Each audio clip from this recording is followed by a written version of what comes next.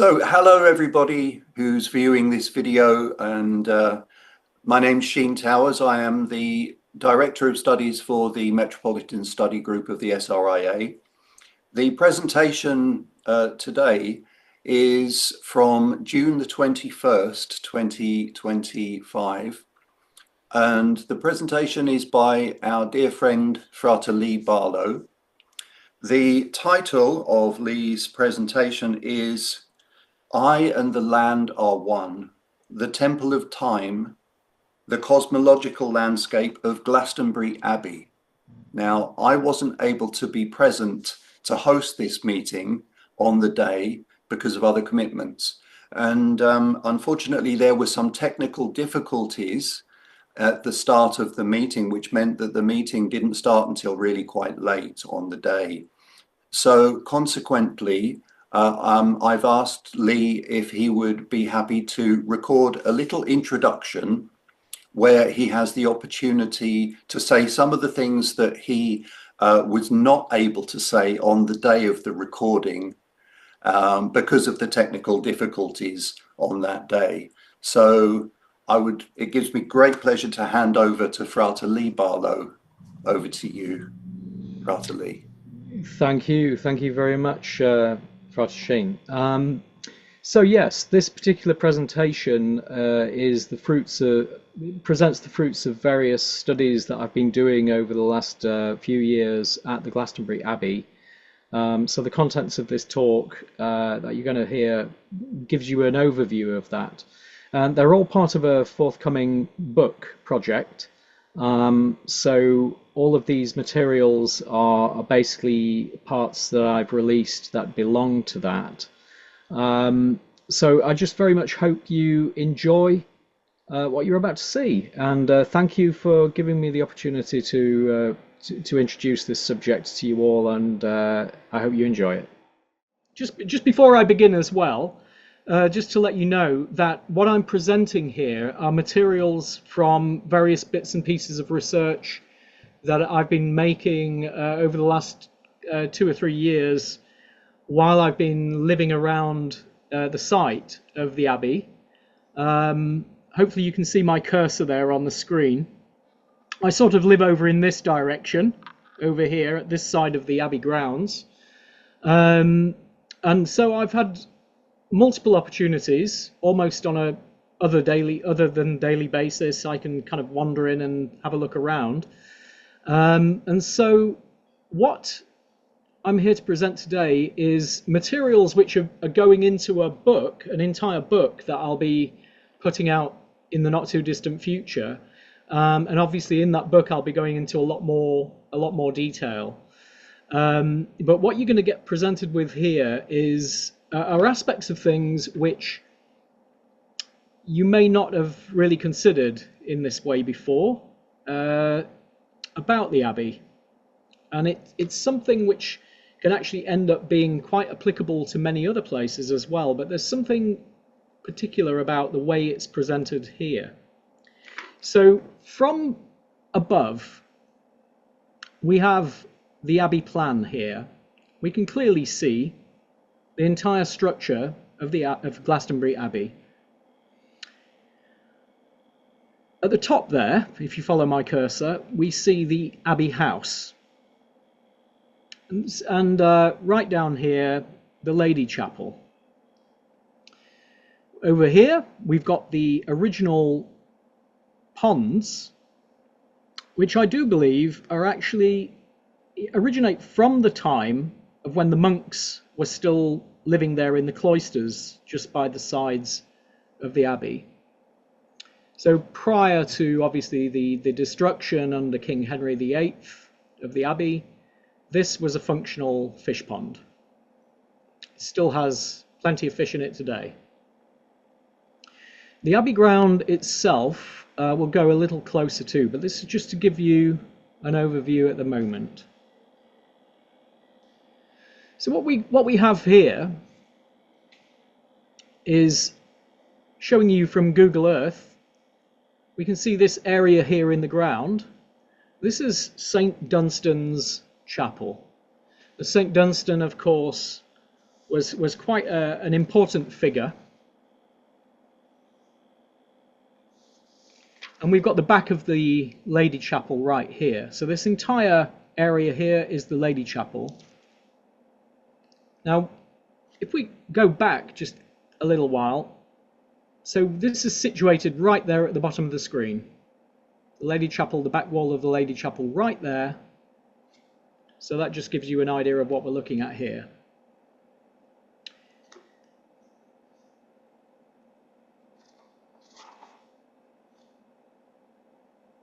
So St. Dunstan himself, let's have a quick look at the figure of St. Dunstan.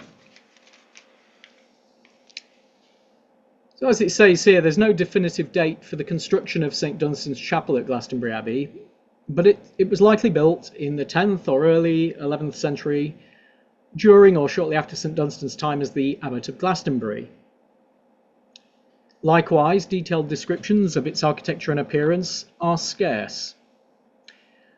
He was an archbishop and reformer. We can see his dates there, 909 to 988, was a monk, scholar, metal worker, and so on, a master metal worker. But I'll refer to some notes I have here of my own. St. Dunstan himself is recorded as being baptised in the local River Brew, just outside of Glastonbury, in the area of Barton St. David. And it's important to remember that St. Dunstan was also responsible for the creation of, as I understand, of the parts of the coronation ritual, which are still used to this very day.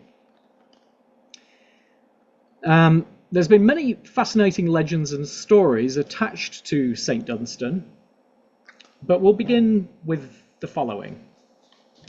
So if we take a look here at St. Dunstan playing his harp,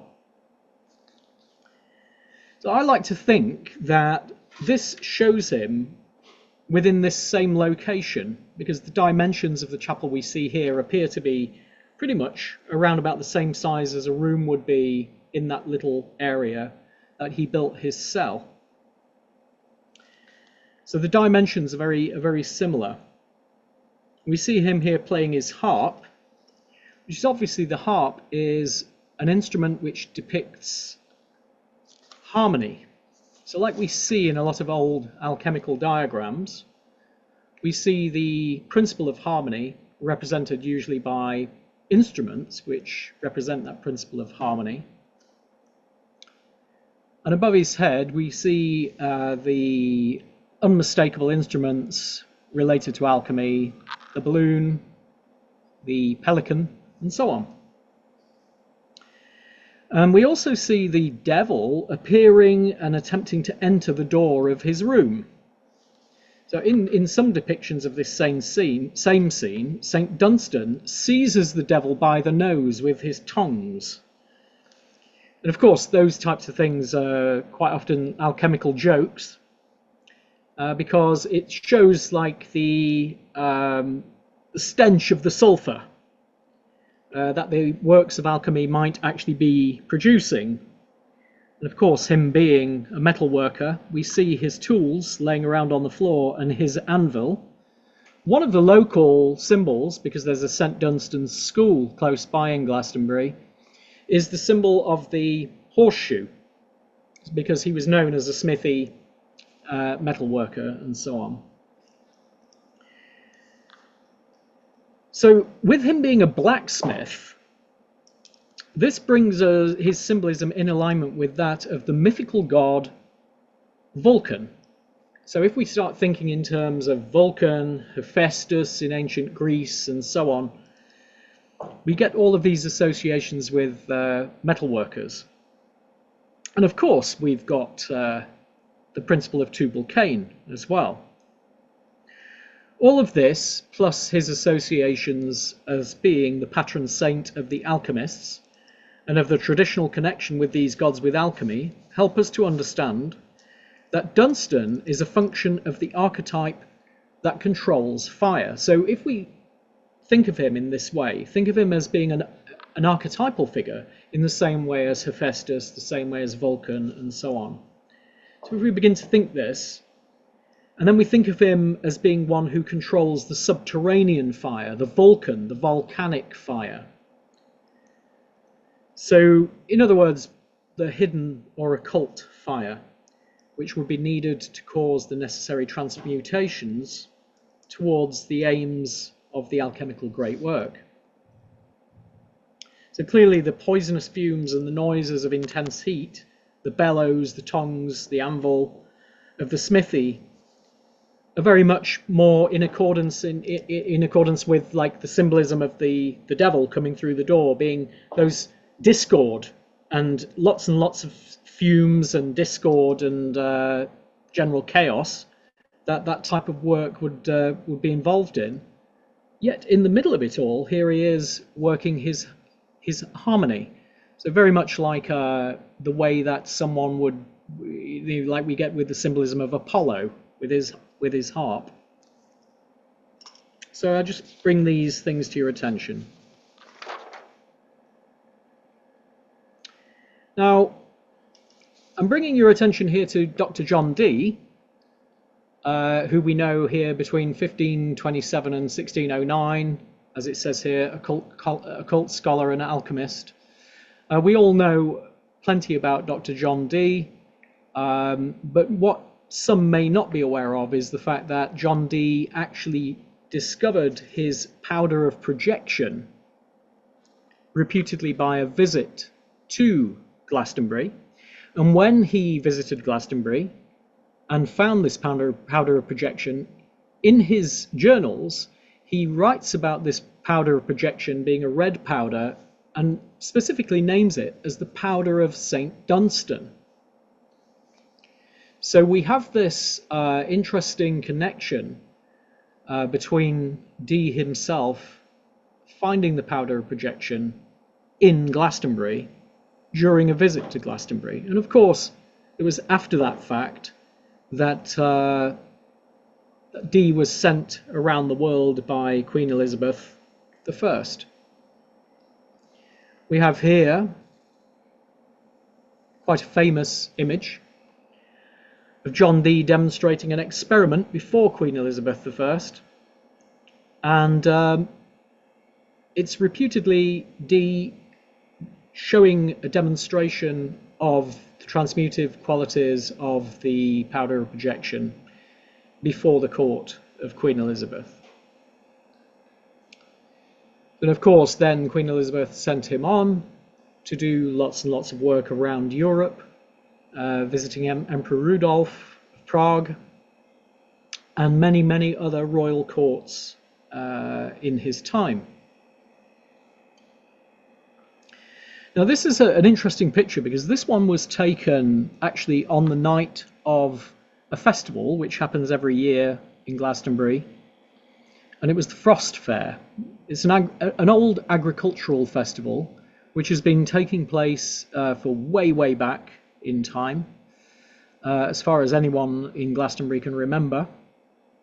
And it reputedly, it's called the Frost Fair because this agricultural festival always falls on a particular night of the year where the first frost is supposed to appear. And here we see a view, just quite an interesting one, because I took this view from the back of the chapel of St. Dunstan, looking through the central window on the night of the Frost Fair. And we clearly see the moon being really nicely framed in through that central window. So what I want to bring to your attention here, if we go a couple of slides back,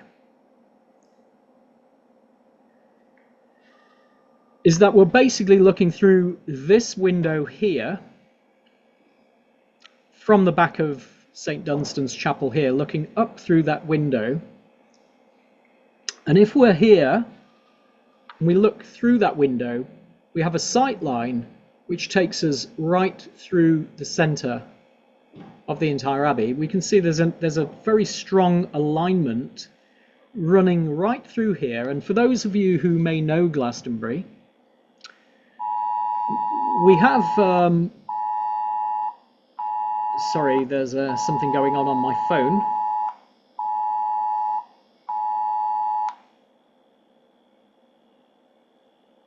Sorry about that. We have here a central line, and for those of you who know Glastonbury, this line, which runs through the centre of the Abbey House itself and straight up and out the other side, it connects to a road which keeps going directly up towards the east from there, called Dodd Lane.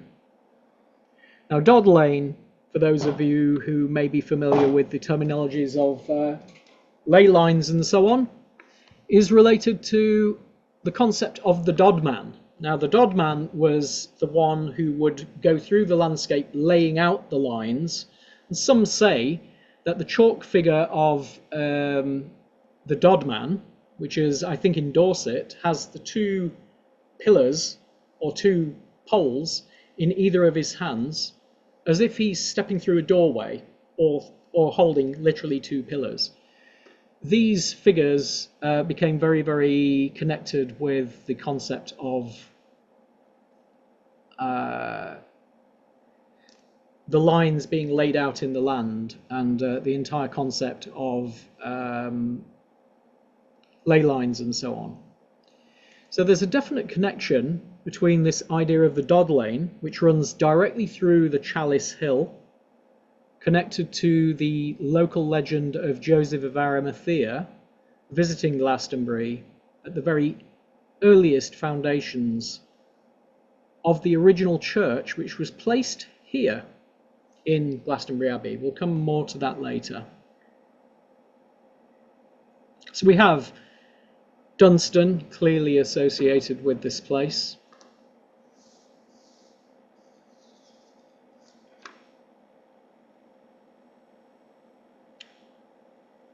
And Dee in his visit, and then his work of alchemical transmutation, which enabled him to travel all over Europe and impress lots of kings and queens. So there we have the alignment on the Frost Fair, which happens in November. So now we're inside the Lady Chapel, and we can see the Abbey House at the other end. We can see down into the crypt, and we can see an altar here. And hopefully you can see on the right-hand side a little map here. Is that clear for everybody? We've got the map here with the Abbey plan, and in red shows you the area that we're currently sitting inside. So where my cursor is on this little red diagram here shows the area. There's a bridge crossing over here, and that's looking down from the bridge from this side towards the altar, which is over here. And now, I've got my back, in this picture on the left-hand side of the screen, I've got my back against the wall of the Lady Chapel. So the Lady Chapel is at the west end of the entire structure of the Glastonbury Abbey. Now, that's unusual. Already, that's unusual, because the west end would never usually be associated with Lady Chapels. Lady Chapels are usually always on the east end of any structure. Here we have it on the west. Having my back against the wall, looking down and through this line, you see something quite unusual. We have a bit more of a zoom in here.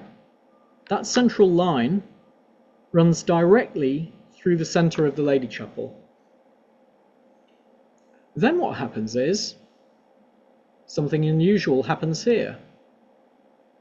It literally, at an angle of about 3 degrees, veers off to the right. So now, if I'm behind this area where the altar is, looking back to the western wall of the Lady Chapel. So that's where I had my back last time. You can see that clear breaking of the line at an angle of about 3 degrees.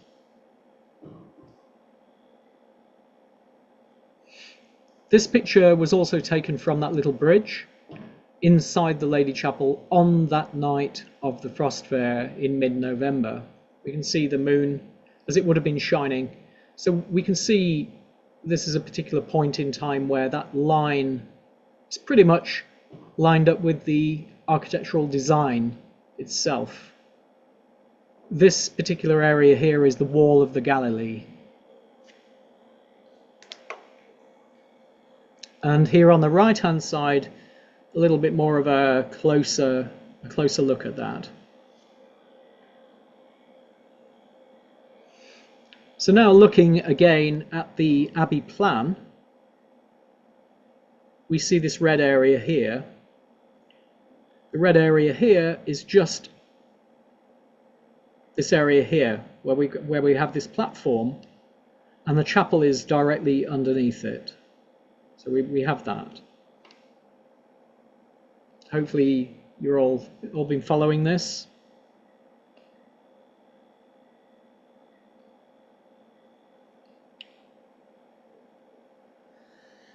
So now, these are the steps leading up to the door of the Galilee. And of course, the symbolism of this passage with the chapel underneath and the Lady Chapel now behind us, we're about to walk onto this grassy area, which takes us through the centre of the entire Abbey construction.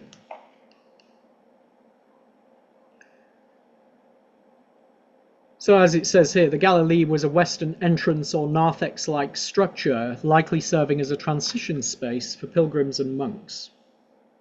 So the name and biblical reference Galilee refers to the region where Christ preached to outsiders, symbolizing a place of preparation before entering sacred ground. And it mentions here that it's also been thought of as a kind of threshold between the material world and the sacred.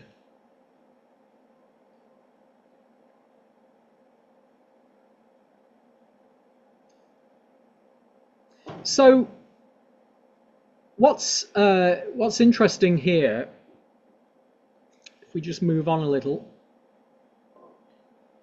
So we're now moving through. So you see on this red part of the diagram here, we're looking over this part of the land straight over the area of the nave. And when you're actually there at Glastonbury Abbey, it's a bit difficult to see here on these pictures, but there are still, you can still see the marks of where the actual pillars were that run through the entire section of the nave in this area here. As we're moving through the nave towards the transept, this huge area here still remaining of that transept.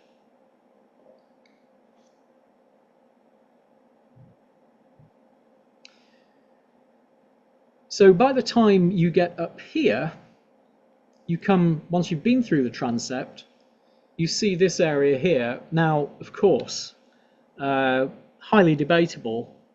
Many people thinking, yeah, well, you know, the monks needed some extra tourism, so they needed to, you know, have a story, an interesting story. But apparently, as I'll read out here, this particular area here, as marked in red, just about here, is where this tomb plot lies. Site of King Arthur's tomb in the year 1191, the bodies of King Arthur and his queen were said to have been found on the south side of the Lady Chapel, which, if you follow my cursor just here, would be over here, would actually be about here. So the south side of the Lady Chapel, on the 19th of April 1278, their remains were removed in the presence of King Edward I and Queen Eleanor to a black marble tomb on this site. This tomb survived until the dissolution of the abbey in 1539. Now, in the local St. John's Church on Glastonbury High Street, if you go inside the St. John's Church, curiously, there are two black marble lids, exactly the size that you would have on the top of a tomb like this. And nobody really knows or understands their origins, but black marble can't be that common, I wouldn't think. But nonetheless, we've got two huge slabs of black marble over in St. John's Church, very close by, for your information.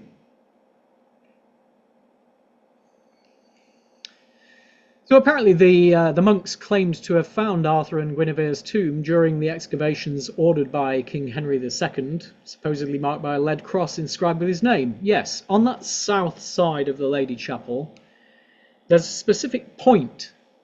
It's a little bit too detailed for me to go into right here, but under the ground there was found a huge lead cross with Latin inscriptions upon it, including the name of Arthur. So that was deemed to be, an indicator of the fact that the bones of Arthur and Guinevere laid there much earlier.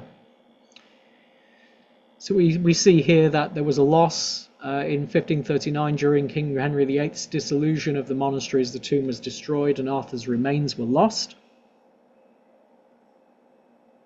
And of course we have this whole thing with Arthur being related to Avalon, these non-stop stories which we keep hearing about, of course scattered in different parts of the world as well, but very, very closely linked to the entire concept of Avalon having a relationship to Glastonbury and the place of the dead, the other world. So going a little further up the Abbey plan, we now come to the area of the choir and the high altar. So we have this fenced off area, and the high altar is basically, for those who, again, in local legends, people believe, a lot of dowsers believe that there's a specific line cutting across like this, through this area, going right through the high altar, heading towards the White Spring and heading towards Glastonbury Tor itself, known as the St. Michael's Earth Energy Line, running straight through the centre of the high altar.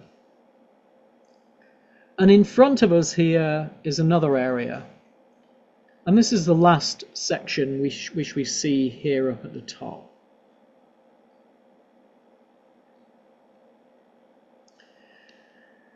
Now I'm inside that area at the top there marked in red. This is called the Edgar Chapel. Now the Edgar Chapel, let me just find a little more on this.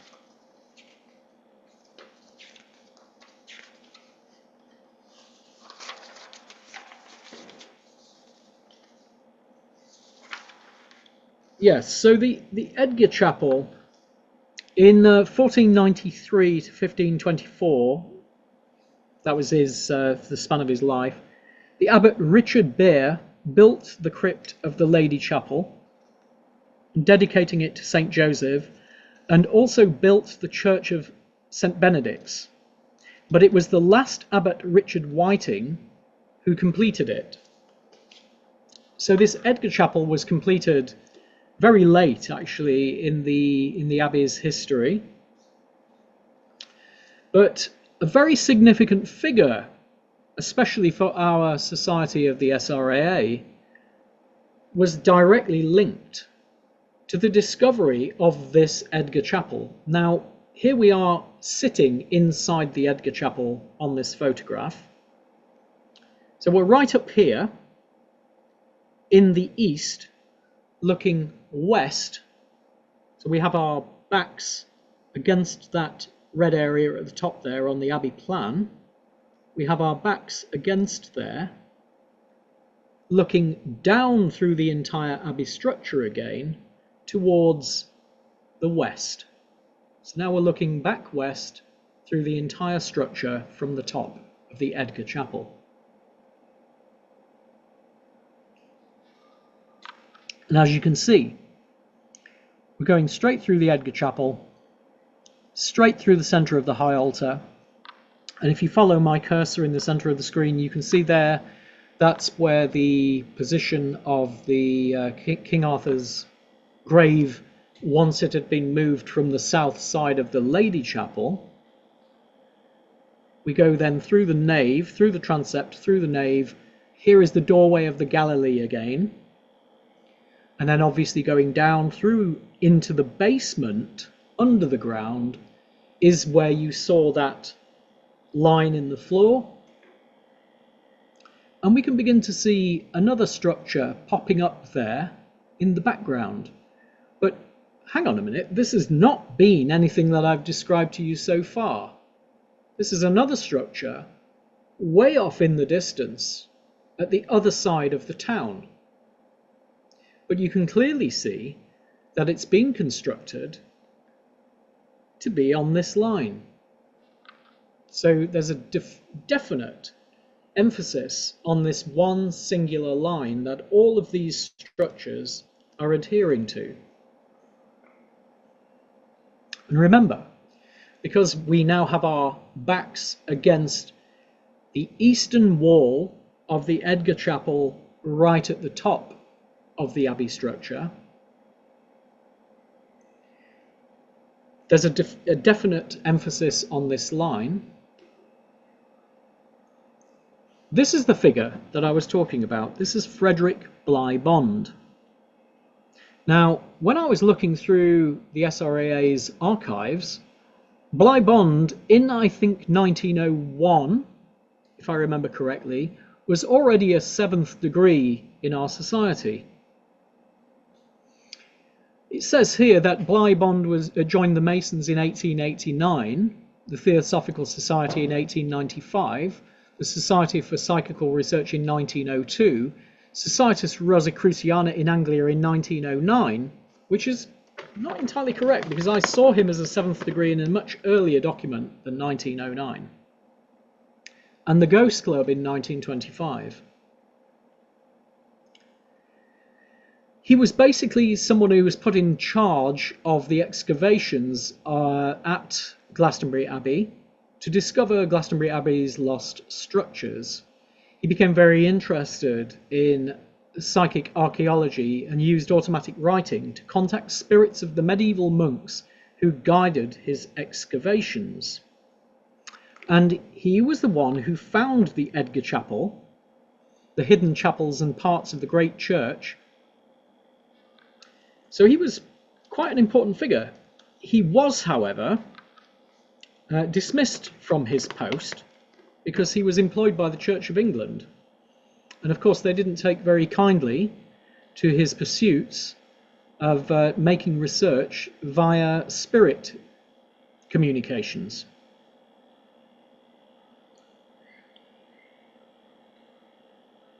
Now, he had a very important book called The Gate of Remembrance, which chronicles his researches with these spirits. And he was also very closely linked with another figure, a very important figure called Catherine Maltwood, who lived very close to Glastonbury, who was very much involved with the discovery of what was called the Glastonbury Zodiac. Although Catherine Maltwood herself at that time never actually called it the Glastonbury Zodiac, she called it the Temple of the Stars. So we have this interesting figure who was directly connected with our society, directly connected to the Glastonbury Abbey and the period of excavations where we uncovered the Edgar Chapel, which was completely lost at that time. He was also responsible for doing a lot of restorations, and thanks to him, the Abbey is in the fit condition it is today for us, for visitors to walk through and visit.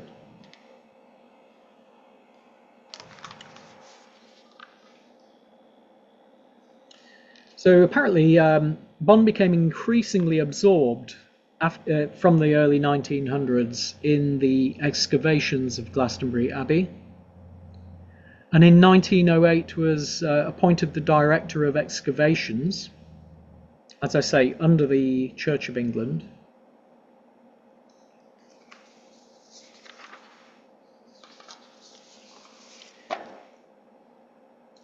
And I have some interesting notes from his book, The Gate of Remembrance.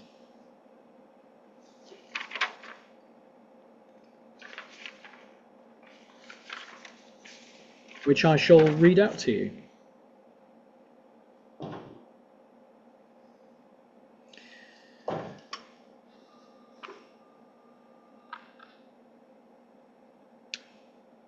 So he asked one particular spirit of a monk, apparently, who he was contacting, that became very pivotal for a lot of his discoveries at the Abbey. He asked this former monk named Johannes Bryant, he asked the question, what can you tell us about Glastonbury?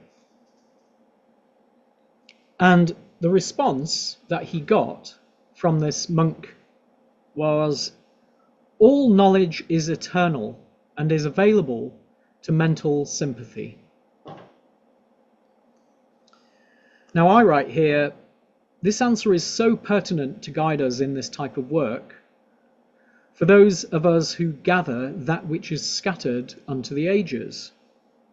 The forms and appearance do not matter, nor the whys or thereofs of our paradigms. If we are open and inquire with a pure heart, true knowledge can then certainly be received in such places as this. And also the following passage from the Spirit Communications, recalling the life of the monk named Johannes Bryant to Bly Bond, is powerful to help us to imagine and evoke what this place may have been. Now this is directly a quote from the figure of Johannes Bryant. We have sat in the great gallery under the west window and watched the pilgrims when the sun went down. It was in truth a brave sight, and one to move the soul of one there. The organ that did stand in the gallery did answer him that spake on the great screen, and men were amazed, not knowing which did answer which. Then did ye bellows blow, and ye man who beat with his hands upon the manual did strike yet harder. And all did shout Te Deums, so that all ye town heard the noise of the shouting. And ye little organs in the chapel did join in the triumph. Then ye bells did ring, and we thought it must have been ye gates of heaven.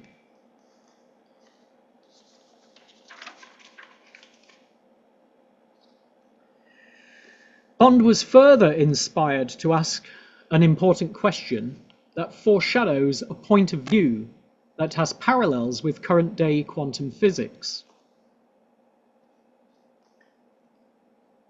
Is this a piece of actual experience transmitted by a real personality?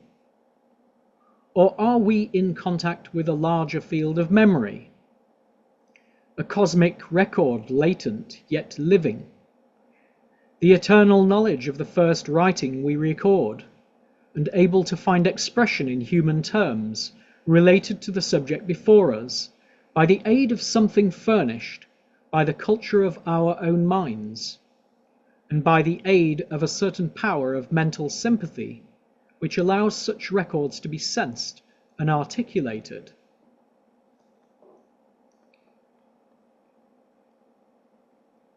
And then the communicating voice of Johannes was quite clear about the topic of identity.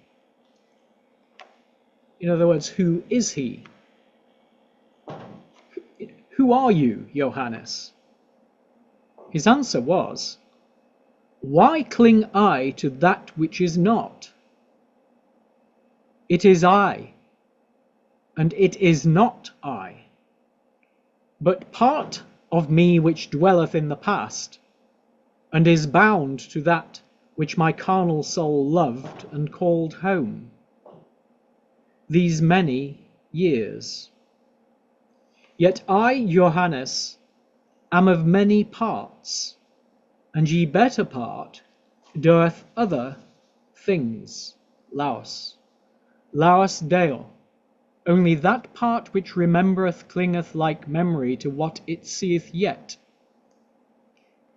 But one waiteth, even Johannes, whose body scattered to the winds of heaven once lay in the cemetery of the monks, hard by the east side of the chapel of St. Michael, in the midst of the graveyard.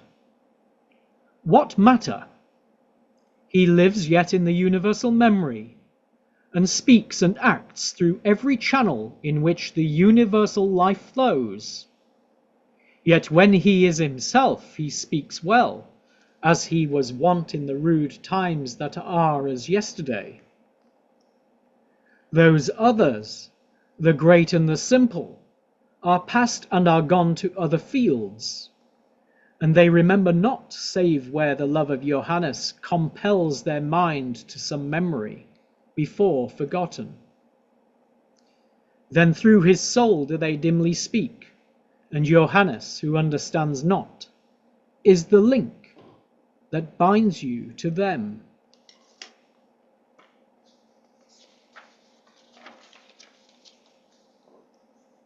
So this very curious passage from the Gate of Remembrance, written by Bleibond, showing the spirit communication with Johannes, the monk, seems to indicate that the figure that he is communicating with is making it quite clear to Bleibond that the ultimate level that he's currently at is accessing from a much lower plane the memories of the monk called Johannes, of which he's making quite clear he's got very little to do with these days. But for the sake of the communication which is being made, he's informing Bond that he can retrieve those things relating to that figure called Johannes who lived in those days, as if the intelligence itself is existing on another plane entirely and is being accessed through these means. I think that this indicates something quite interesting. It kind of gives me personally the sense that the way things are organized is a bit like a rocket with a little pod on the end.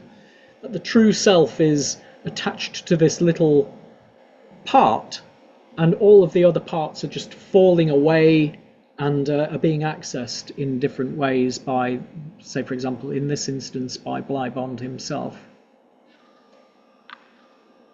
Here we see an image of Glastonbury Abbey reconstructed, pretty much as they imagine it would have looked. This is Bleibond's own drawing of how he felt Glastonbury Abbey would have looked. Nearby to Glastonbury we have Wells Cathedral, and many people believe that if you go to Wells Cathedral and see the construction, the interior construction and the external construction of the entire of the Wells Cathedral, you will see a lot of things that Glastonbury Abbey would have had in common with it, like lots of constructive features. Here is another model. This model can be seen in the Glastonbury Abbey Visitors Centre. So here we are again at the Lady Chapel. Now the entire thing is here. We've gone right back down to the Lady Chapel here now. The reason why I brought us back here is because I'm bringing our attention back to this peculiar line and the break in that line that I mentioned earlier on. But we go back to the chapel, because on this picture we're sitting inside the chapel. In fact, right here at the bottom is the actual top of the altar. So this is the altar that I was standing behind in that photograph, and in each corner are some crosses, and then there's a cross in the center as well.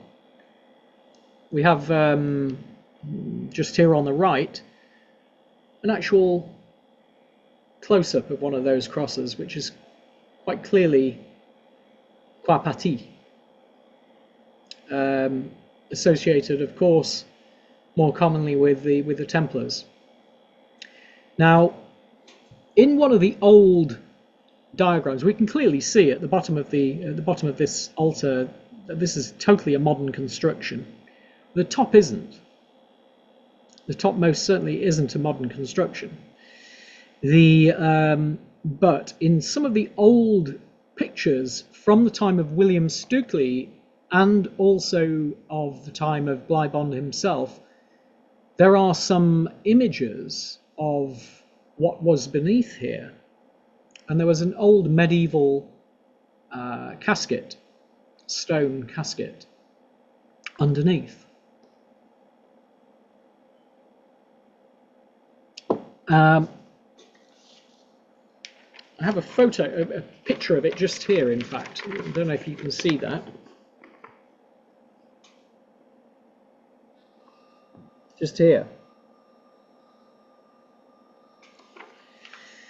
So this has been reputed to be the actual stone casket that was placed actually over that point on the south side of the Lady Chapel that was mentioned earlier, where the remains of the old leaden cross was buried beneath, where the apparent original place of the bones of Arthur and Guinevere was supposed to have been found.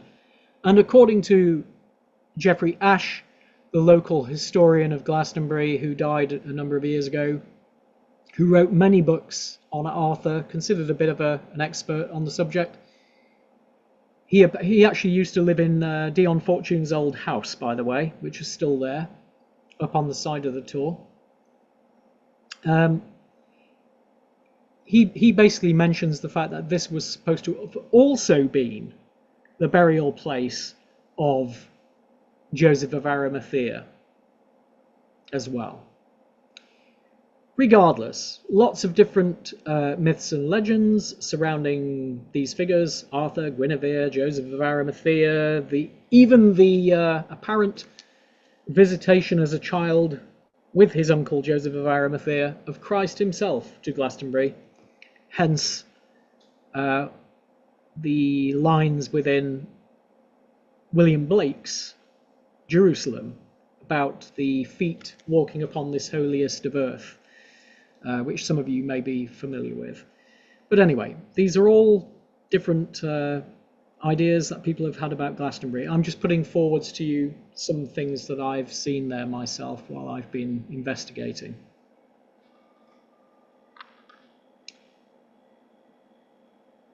So the old church of Arimathea was apparently supposed to have been something like this. I think this is an old picture by Bleibond as well. In the centre, we see this wattle and daub hut. It was a circular hut. And surrounding it were other circular huts, which apparently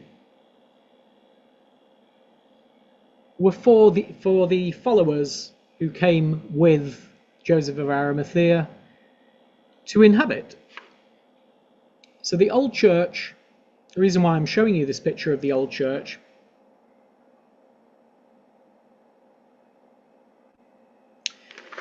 is because now that we've gone back to this area where the altar is, this area between these two pillars in this picture, we see a pillar here on the left, fragment of a pillar. We see a pillar here on the right. And then this central line here between them. These pillars, here and here, and the centre there, form the exact width of where that central circle stood. So the entire Lady Chapel became the Lady Chapel, built to the dimensions of this central round church. So the ancient legends say.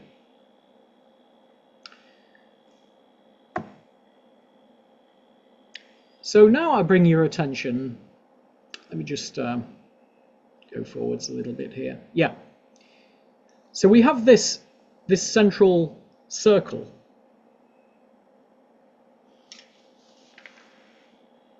So I just bring that to your attention.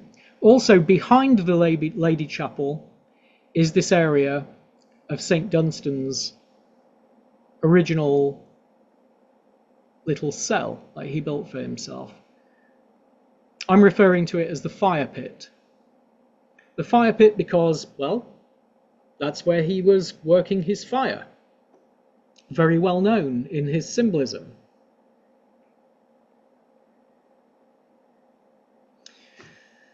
Now what's interesting is the fact that on that line, here's a car park, here's the town from above, here is a red circle surrounding another church, and this church is St. Benedict's Church.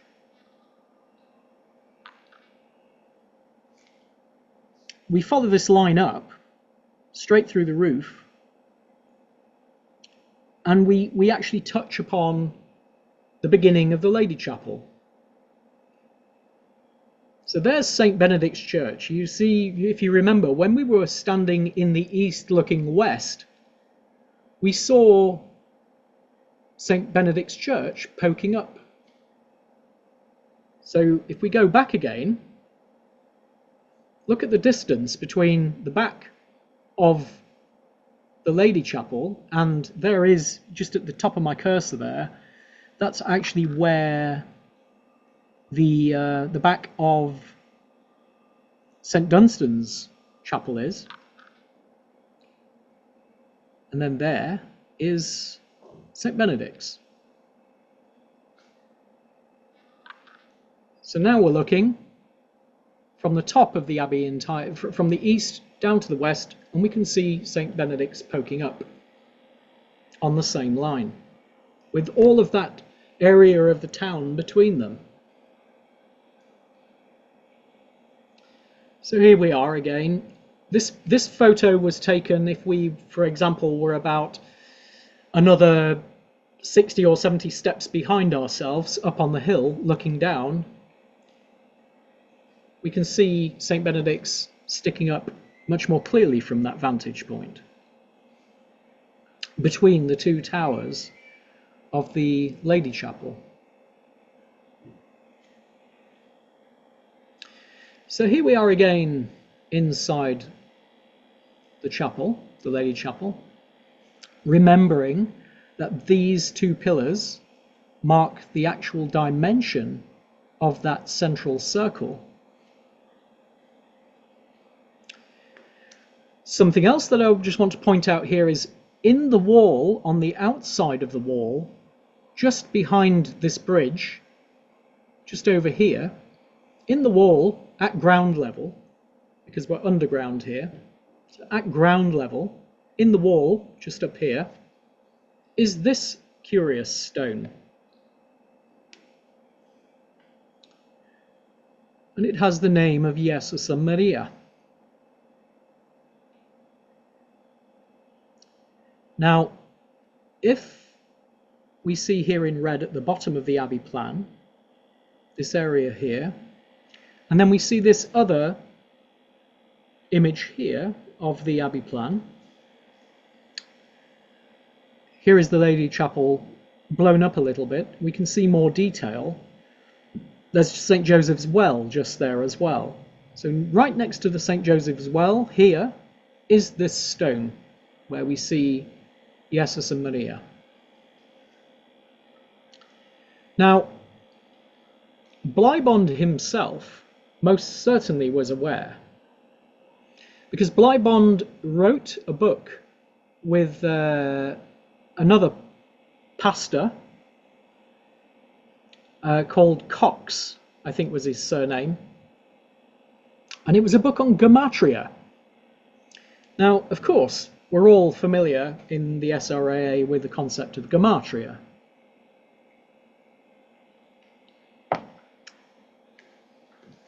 And most of us think of it, gematria, when we think of the Hebrew alphabet. But of course, something I often point out is the fact that gematria is in fact, of course, a Greek word. And so when we know that the early Greek alphabet originally had it, of course, we have 24 classical Greek letters, but originally there were 27. And of course, in the early days, just the same as the Hebrew, the letters themselves were numbers. And even in higher mathematics today, formulas are written in the Greek when representing numbers of particular equations. So we have here, if we think of this Jesus and Maria, of course we didn't have the J in those days. I's were I's, J's didn't exist. So equivalent to a yod, of course, in the Hebrew, but a iota in the Greek.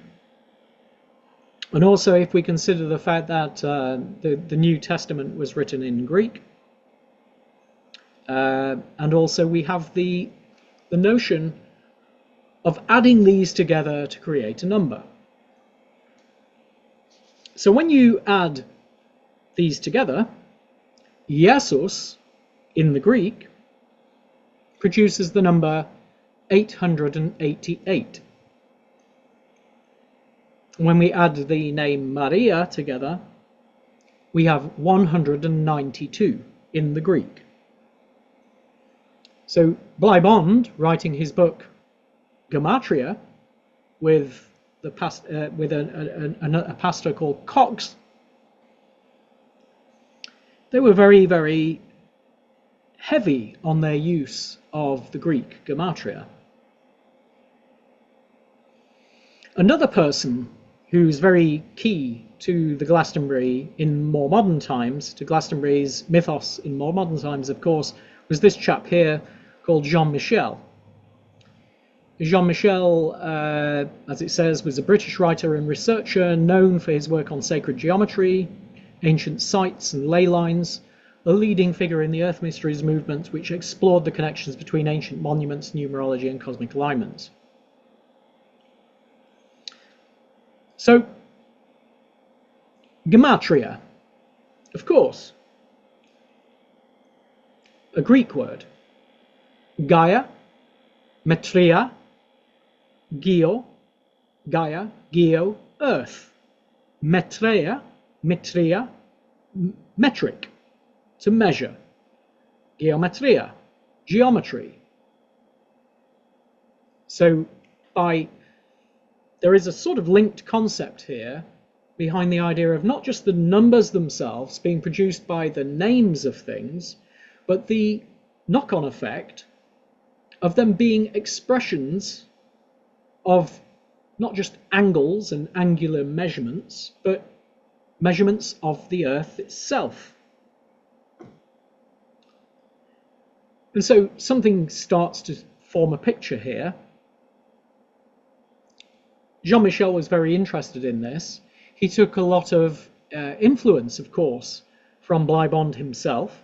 He took a lot of influence from other sources as well, but he focused quite heavily on the Greek use of gematria for a lot of his conclusions. Maria, as we see here, just breaking it down, mu, alpha, rho, iota, alpha, mu. Total 192. So we generate this number 192 from the name Maria. And of course, Jesus, iota, eta, sigma, omicron, upsilon, sigma, totaling 888. Now, when we have these totals, 888, just seeing if I can find a piece of paper, because I've got some other bits and pieces written down. It's okay, I don't need to. So on this next slide, we will see, although I haven't written the Greek words down, I've put their English equivalents, so forgive me for that. 192 plus 888 equals 1080. Now 1080, as I've put notes here, noted by Jean-Michel and William Sterling in his book The Canon, we find 3 interlocking circles represent cosmic unity and divine order. Now, this was an interesting thing because this thing on the right-hand side here is the top of the lid of the local well of the spring, the Red Spring, at Glastonbury, in the Peace Gardens at Glastonbury.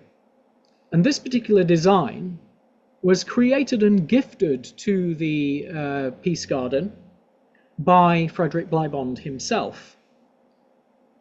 And we can see we have 2 very clear circles forming a vesica piscis in the middle with a spear or lance or arrow straight through the center, causing this vertical line joining these things together.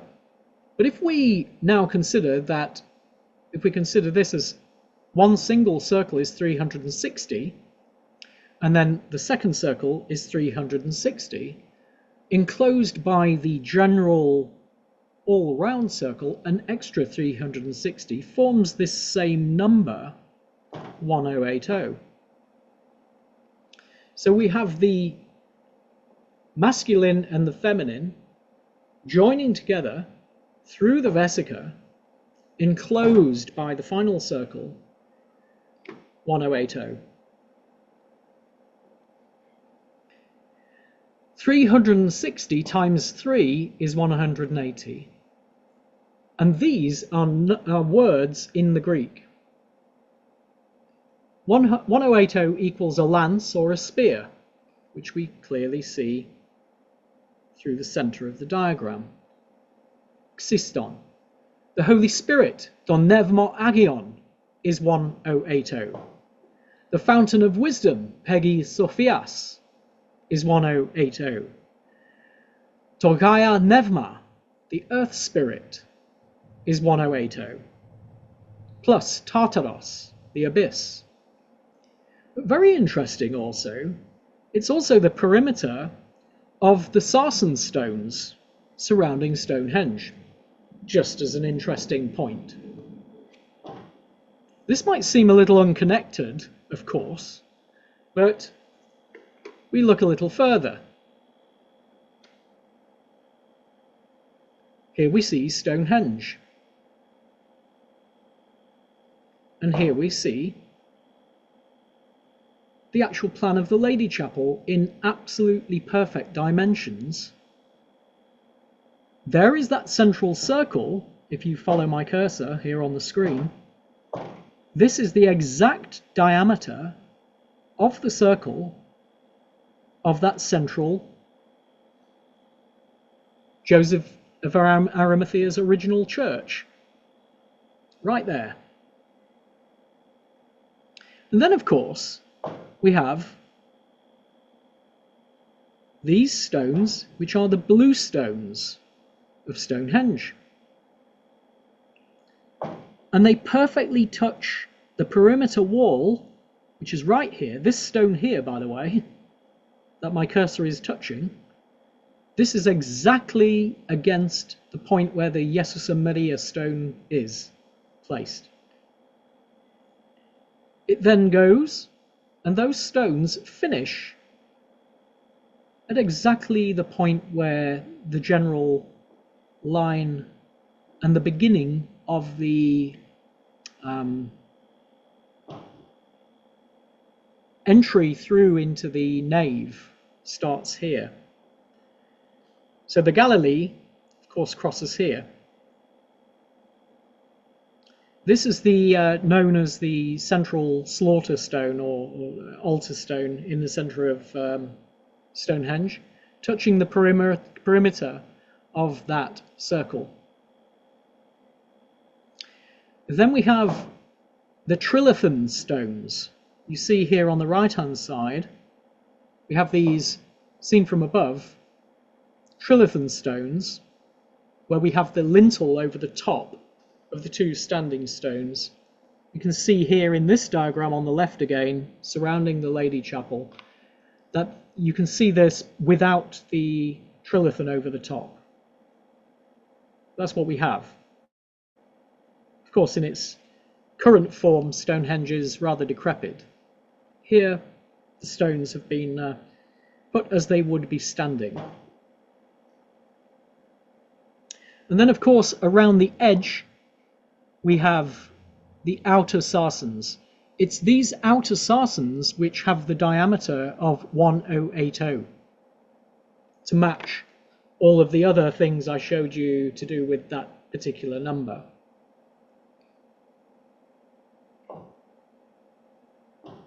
So here we are again with that line. There is the line. We've got our back against the western wall of the Lady Chapel. Following that line up, remember it's got this strange 3-degree skew. Why might that be? Well, let's take a look. The overall plan, once again, on our left-hand side, I've taken a line from the back wall through that center, up through the steps of the Galilee, up through the nave. And we can see here, if we do the same thing on this diagram, if we follow that line, if we follow this line, the one just beneath my cursor here, leading up to here, and if we keep going forwards and not deviate to the right with this 3-degree line, if we just keep going forwards, we get this offset that we see here on this diagram on the right-hand side. If we follow that red line from the back wall, it goes up through the center, but not quite through the center. It keeps going, but it goes off to the left.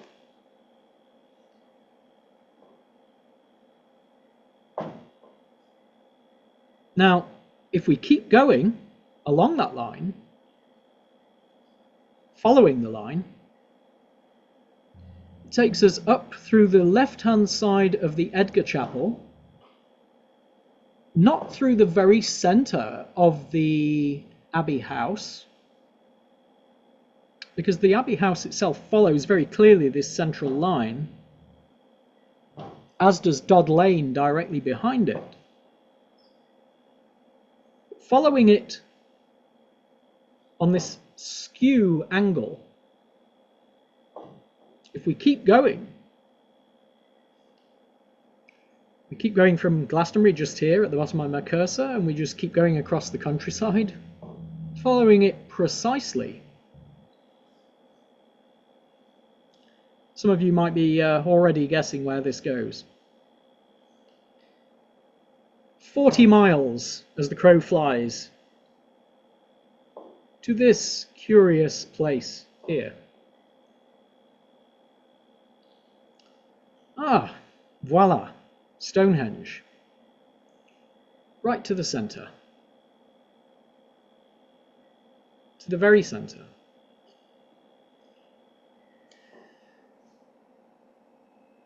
Now, if we if we go back again, quite a way, We can see on this diagram here that Stonehenge has been placed in here in its horseshoe form, and it corresponds rather nicely to certain features within the Lady Chapel this way round. If we look here with the horseshoe looking this way round. Now this particular diagram on the right hand side here, if we were looking from the back of Stonehenge through the centre, following my cursor, going up here, this central line, you can see a little bit of light coming through this trilithon here actually. If we follow that line straight up, we actually go past the slaughter stone, and if we keep going, we hit another stone, which is very pertinent to this particular point in time of the year we're in, because we will be looking east. If we were orienting our view through Stonehenge, looking east at the midsummer sunrise on the day of the solstice, this is the line we would follow precisely, straight through here.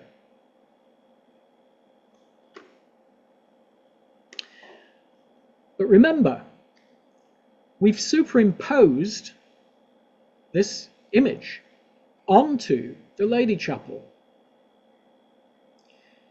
But it doesn't quite work like that. By following this line. Because when we get there, we don't enter in from this side, nice and lined up like we thought. We actually enter in along the side of this stone and straight into the centre this way.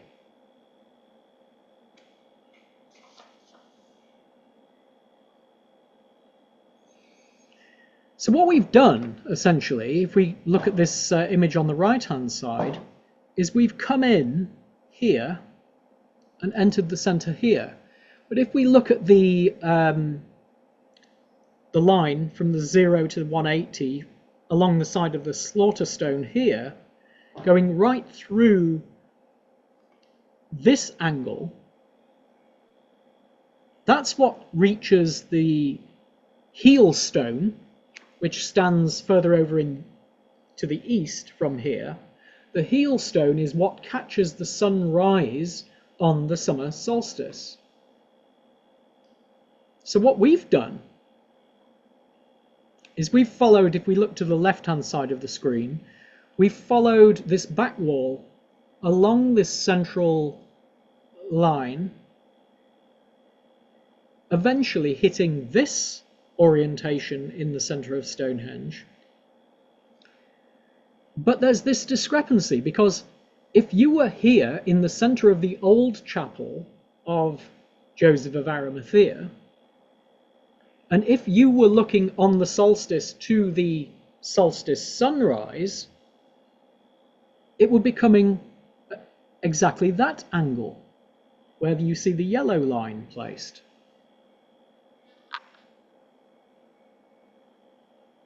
So by the time you follow this line and end up hitting the centre of Stonehenge, we've got this 37-degree difference.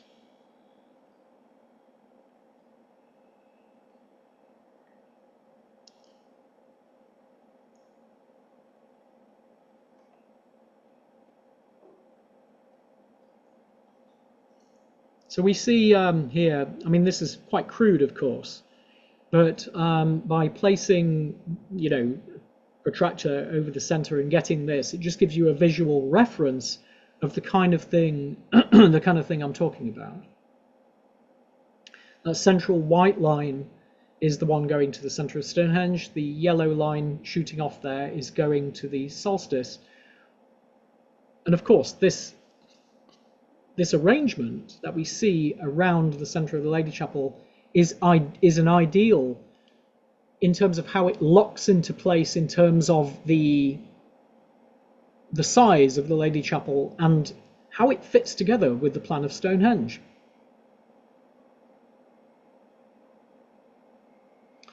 Now we're going to come on to some other curious numbers which are produced at Glastonbury Abbey. Jean-Michel did actually mention this number, but didn't mention this in quite the way that's being spoken of here. Of course, the number 666, with all of its negative connotations, Jean-Michel makes a point of the fact that it was always a solar number associated with, can be found quite easily in the magical squares of the sun and so on. But you know, I mentioned before about the back wall of the Lady Chapel. And then the back wall, as you can see here in this red circle at the bottom here of the St. Benedict's Church. So from back western wall of the Lady Chapel to the back eastern wall of St. Benedict's Church, this of course is the one I spoke to you of earlier, that you can see along the central line off in the west if you're looking from the Edgar Chapel through the Glastonbury Abbey. If you measure this, it's exactly 666 feet. So they were certainly, the constructors of the Abbey were certainly involved in utilizing numbers 888, 666, and other really significant numbers for creating, creating what they were, obviously. Now, here's another one. If we take the very back boundary behind the boundary wall behind the cell of St. Dunstan and measure that to the very top of the next boundary path, just behind the top of the Edgar Chapel discovered by Bligh Bond, that exact distance is 666 feet as well.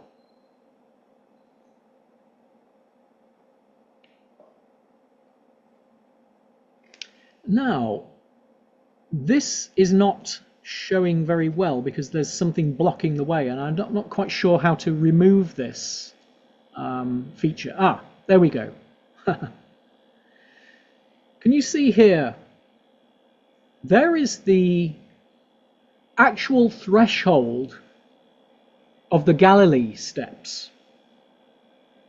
So I hope you're able to follow what I'm showing you here, because I've showed you the entire plan in detail. We've got the Lady Chapel with its back west wall. We've got the Galilee steps here. If we measure from that threshold entrance to the nave,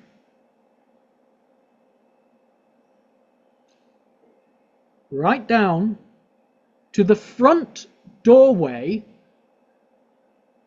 of the porch of St. Benedict's Church, 888 appears, 888 feet. Jesus, again. And in the Greek, because I did mention it was Greek, Hermes equals 888 in the Greek. Hermes, the guide of the soul, the guide of the dead. Some may say there's a distinct parallelism between the function of the Christ, being the one who descends into the hells, redeems souls, preaches to mankind on the land, and brings redemption of the soul and delivers the soul to the Father in heaven. 8, especially for those interested in the tree of life and Kabbalistic tree of life, often associated with the force of Mercury itself, in the Hermetic tree in the three worlds, the hells, the earth, and the passage to the heavens. Hermes, 888, Jesus, 888, in the function of the messenger of those three aspects of the journey. Measured out here between this part, the very top of the original old building, right to the doorway of St. Benedict.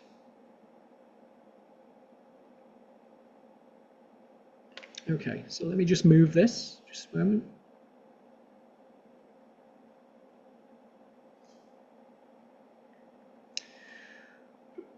I don't know quite what's happened here, but it seems like I've stopped being able to move my slides. Okay. Right, these I will pass over because this is a bit more complex. This particular image you see here shows measurements utilizing the number 192 of Maria from the different pillars and different points within the construction, right from the back of Dunstan's chapel right through, finding different points where the number 192 creates measurements through the abbey here, which you can see on this half and this half right up to the perimeters and boundaries of the Edgar Chapel at the top. We've got some more here as well. So we can see there are certain measures which produce interesting effects through the structure, utilizing these numbers which appear. Jesus, 888. These are the lines that are produced from the actual boundaries of St. Benedict's Church right through to the very edges of once again, the actual level at this end on the right-hand side of the screen of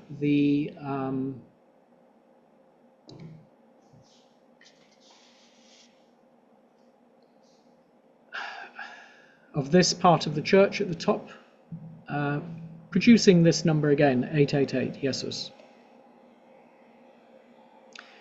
888, Jesus, and 192, Maria, producing yet more interesting measures within the structure. And we can go on. 1080, we can go on.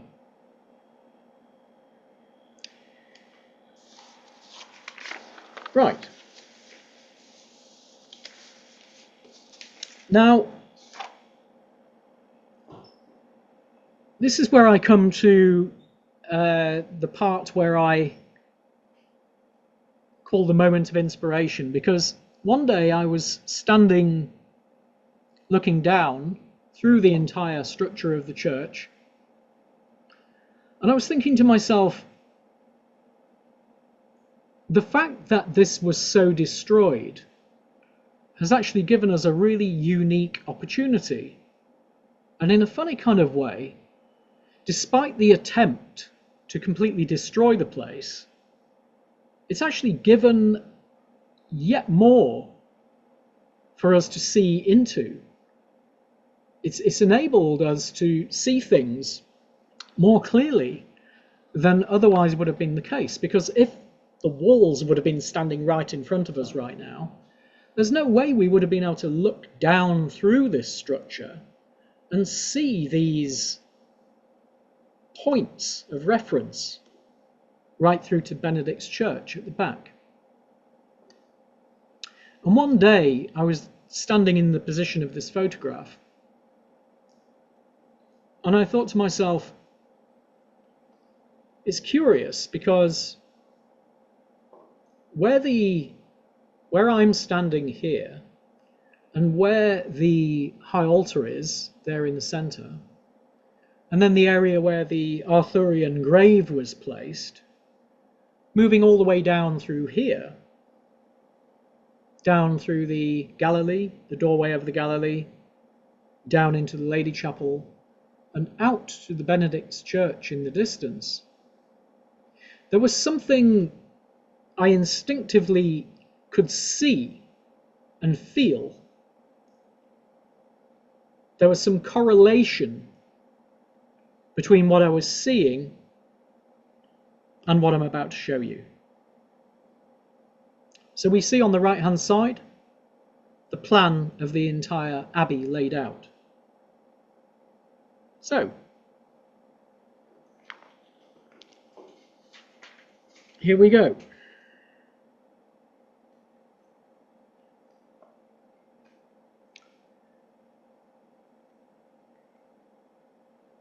Then we place the entire structure upon the human skeleton. So this is from Gray's Anatomy. Now you would, of course, we could say, well, all skeletons are different sizes, but this is supposed to be like an average skeletal form. And if we look closely, we can see that Dunstan's church fits exactly where the sacrum would be. Now you might remember that I was telling you about all of Dunstan's work with fire pits. So, of course, straight away people are thinking, well, that's curious, especially if you put the human anatomy in alignment with the structure of the functions of, say, Vedic ideology, and we start to think of the work of the fire pit placed exactly at the point where the sacrum would be. But what's even more curious is that if we get closer in to this diagram,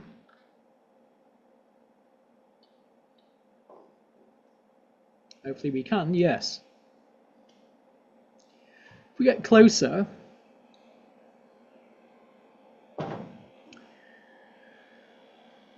we can see that every one of these pillars pretty much corresponds to the spacing between every vertebra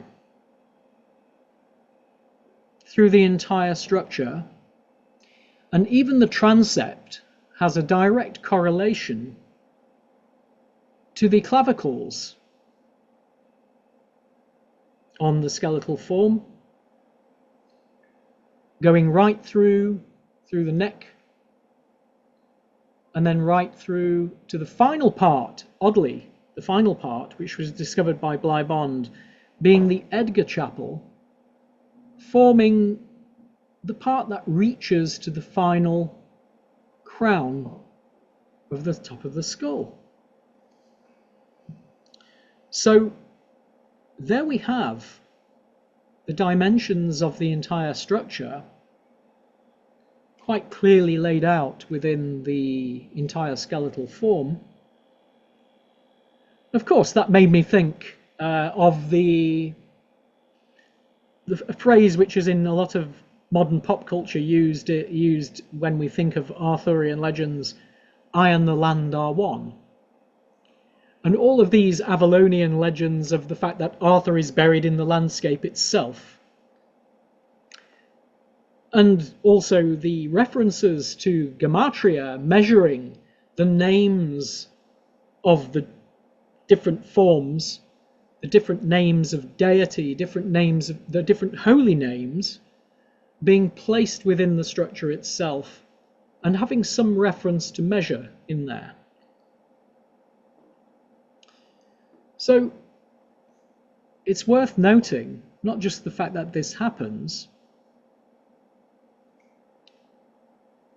but also notice, if we look at where Dunstan's chapel would be down in the sacrum, look at the area where the entire hips would be filled. Because of course this is where the whole area where regeneration would take place. Of course, if this was a female, then this would be the place where the fetus would be formed, exactly in the point where the Lady Chapel is. This would be the point of conception and the point where the fetus would grow. Curiously, exactly at the point here in this section, which is the Lady Chapel itself. And that central circle of Joseph of Arimathea's church would be placed exactly here.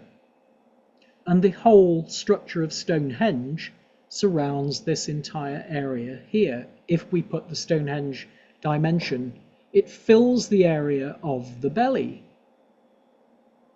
So if you think about this as being like the central point where all of the cosmic cycles would spin around and around the stars, the sun, the moon, and so on, forming a point of fusion between the masculine and the feminine and the creation of life. Well, of course, we have this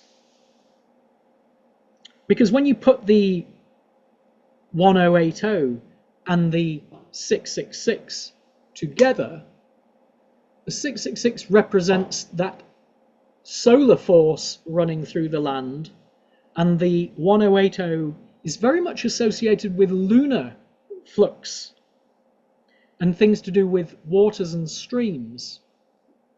When you put these two things together, the subterranean and the heavenly, which is very much the thing which is emphasized within Glastonbury Abbey itself, is this idea of fusion of opposites. We produce the number 1746, which is the actual phrase from the Bible, the grain of mustard seed, which is that idea of the fiery principle of regeneration and fusion. So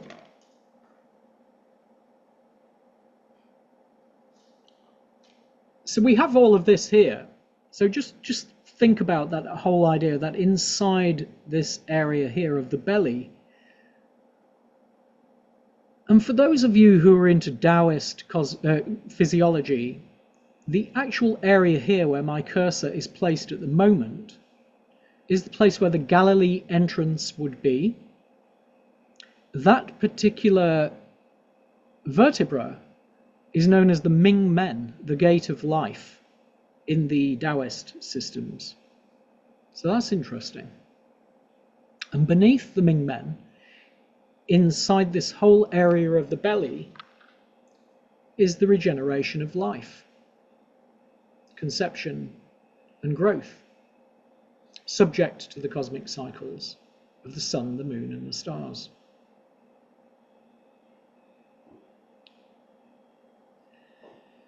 So, of course, here on this slide here,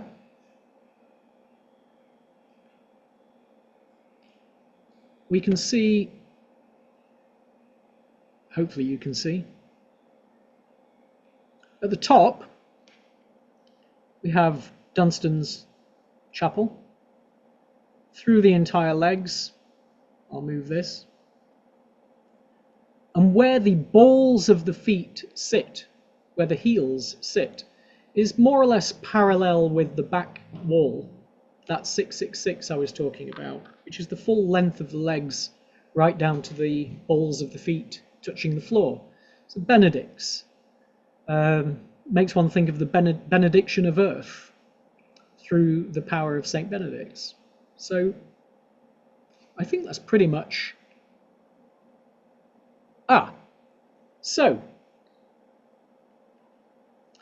for those of you who've been following Schwaller de Lubitsch and the work of the esoteric French writer Schwaller de Lubitsch, he lived between 1887 and 1961. He was an Egyptologist and symbolist, a French mystic, philosopher, and Egyptologist, known for his work on sacred geometry, symbolism, and ancient wisdom traditions.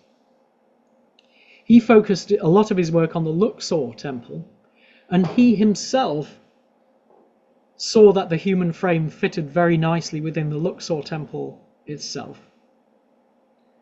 of course, in my own visits to Luxor, I explored this idea quite deeply, spent quite a bit of time there myself looking at it, and found that when I came to Glastonbury, that this idea, as you've seen here, fits very well with this inspiration of the entire structure of the human body fitting within Glastonbury Abbey itself.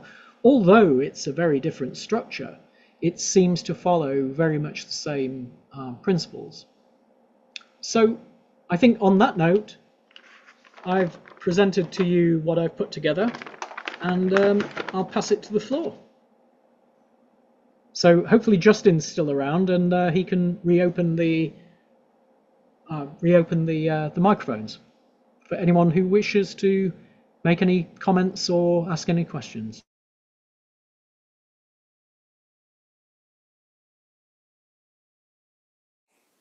Just working on it, one sec.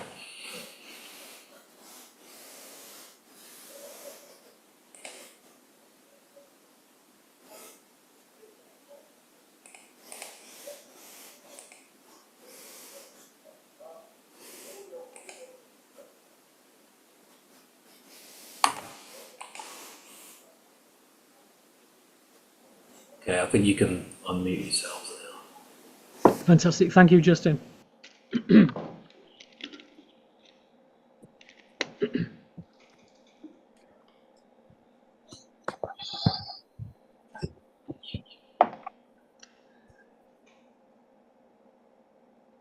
Hello, Benny. Hello. Thank you for a very, very interesting journey. I think it was really worth waiting for. I was a bit concerned about that because I was thinking, yeah, you know, like what didn't start very well, but you know, like I'm hoping that the actual information was definitely worth consideration. Yeah, I think it became so kind of massive and tight of knowledge, you know, that you was really, you know, you were kind of glued to the stream, and it was so interesting, and in this in this way that you kind of connect all these aspects together, you know, from alchemy and ancient Egypt and ancient British archaeology and so on. And I think it is so very, very inspiring and interesting. Thank you very much. Well, Benny, thank you for your appreciation. I think what you know, what I've been doing all through my own life's work is, I think like anyone on the true Rosicrucian path is looking, you know, is putting everything in the crucible and seeing every possible angle on the ultimate mystery, and waiting for the flower to unfold, you know, and this is what I feel is happening here, you know, like all of the world traditions, all of the different religions, the different ways we can look at things have a fundamental basis which is so clearly here, and you know, it's hard to ignore once you've seen this. It's pretty hard to ignore these parallels which exist within the body. I mean, I did mention, of course, you know, people like William Sterling's book, The Canon. I've mentioned Jean-Michel. I've mentioned our Frater Frederick Bly-Bond, who was a very, very important part of this. But also at the same time, there are things that they've seen that have inspired me, and there are things that I feel I've found myself which they didn't quite see, but they were almost seeing. And I'm saying here, this is true for Bly-Bond himself. This is true for Jean-Michel.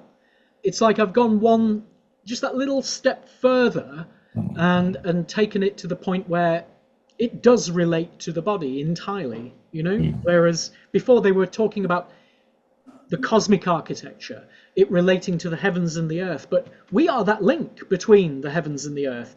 And I think what is being shown here is really the mystery that you might even say that the medieval guilds were actually encoding in masonry itself. So, hey presto. Yeah.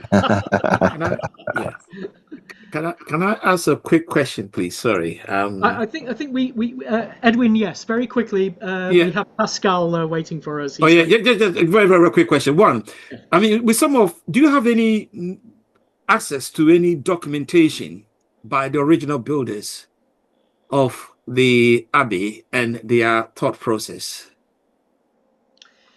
Oh gosh, that's a very good question. No, I personally don't, but there are some very early documents around somewhere, but nobody has. I don't think anybody has got access to the original. No. Yeah, maybe just a suggestion. Maybe we can try the British Library. Something that maybe any of us can do. Perhaps we can all try the British Library. They may be able to have access to something. And I think if you augment it to whatever you have, it will be very powerful. I like the trend of discussion that you've taken, with alchemy being my pet subject from a long time ago as well, in my earlier star days. Absolutely. And I think that would be great if we can sort of get the original, the thought process of those who did it when they built it, what was in their mindset. It will help a lot as well. Thank you. Yes, thank you very much, Edwin. It's lovely to speak to you again, by the way. But also, I even if there is documentation out there, I would say that it wouldn't be very extant. The type of particular conclusions that I'm reaching I can't imagine they would be extant in any of that documentation if it were to exist. But what it may do, I feel, is give some more insight. Exactly. Sure. Yeah, exactly. Pascal. Good afternoon, everybody. Good afternoon, Pascal. Mind-blowing presentation. I must say also congratulations for the artwork. It's encompassing really, I would say, the Rosicrucian SRIA spirit, meaning it's learning, it's studying, it's observing, it's feeling, it's resonating, but also, and mostly, I would say, it's sharing with openness and with readiness. So congratulations and thank you so very much. Very grateful. I have maybe a more anecdotal question to you with respect. We told that the numbers, the angles, and so on and so on. But yes. Something I never heard about this. I think this is what you call kinearchaeology and so on. Archaeology research guided by our spirits, or by, I would say, beyond the spirits is intuition also. You have been living in Glastonbury for a while. I know quite few of your interests and also of your works and so on. I was wondering, yourself being there, and I was figuring out when you were saying I was standing up there, and so intuitively and so on and so on. So I was really figuring out you standing there. I was wondering, concretely to you, this, okay, what is a word in a name? As monk spirit or stuff like this. Is it, my question is very blunt and maybe naive. Is it something that you might have experienced there, right there, in a way or another? Me personally? Yeah. Right. I have an interesting story, but this is the only one that I have that I can connect in any way to this place. The very first time that I visited Glastonbury in recent years, just before I decided to move back there properly,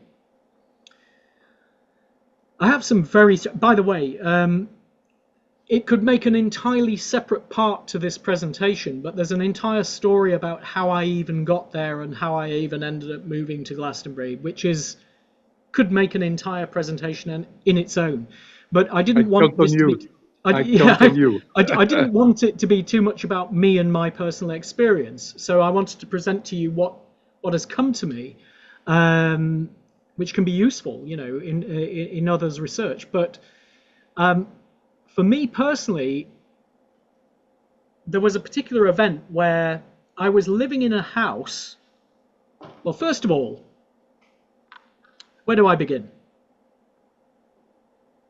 After COVID, I was living in France for a while, and I was spending a lot of time there with my mother over in France, because she was living in France at the time. But when COVID was just, when England reopened, I flew straight back to England, and I didn't have anywhere to actually live at that time. So I was thinking, well, where can I live? And I was in meditation one day. Can you still hear me? Because I seem to have dropped out. No, I'm still here. You can still hear me, switch yes. off the mic. Yeah, okay. So I was meditating one day, and I just asked myself, I asked, where can I live? Where shall I live? And I had the image of the Glastonbury tour suddenly came to me. And I thought to myself, well, that's strange. I never really thought about that before. So I made a quick inquiry and posted up on a chat forum that I'd like to look for a place, and within an hour I got a response, and this was after quite a long time of trying to look for places around where I was staying, to no avail. Got a response straight away, ended up moving straight into this house. Literally, they said, come in 2 days, come and see us. If you get on with everybody in the house, we'll let you stay. It turned out this big, massive castle on the edge of Glastonbury. And I ended up moving into this house within a week or so. And while I was laying in the bath reading my book one night, I was reading a book by Jean-Michel. It turned out that the house I was now living in was mentioned in this book by Jean-Michel. And it turned out that it wasn't just the house. I was living in the very room where Catherine Maltwood, who was a very good friend with Bly Bond, actually had her meditation room. So my room was Catherine Maltwood's meditation room. And I didn't even know until I was reading this book one night. And then I discovered that the house itself was designed and built and restored by Frederick Bly Bond. So the synchronicity was getting thicker, was getting stronger. And then at a certain point, an opportunity came for me to move closer into Glastonbury. So a friend was coming to visit into Glastonbury, and we weren't going to stay over where I was, because that was quite a way out of Glastonbury at this house of Catherine Maltwood's. So I moved, we hired a B&B, and this B&B was on Dodd Lane, just behind the back of the gates of the Abbey, exactly on that central line. And one night, while I was asleep, there's a particular phenomena. I don't know if anybody else here, I'd be interested to know if anyone else here has a similar phenomena to what I'm about to describe. Every now and again, it usually happens maybe every 7 or 10 years, really infrequent, I'll be woken up from my dreams with a word that I've deliberately carried out of my dreams, as if something's told me, remember this word, you must bring it back when you wake. And it was a Latin word, and I'm not going to tell anyone here, because I think it was a little bit too much of a personal communication, but it was a Latin word, and I had no idea what this Latin word was, but of course I remember the sound of it and I wrote it down.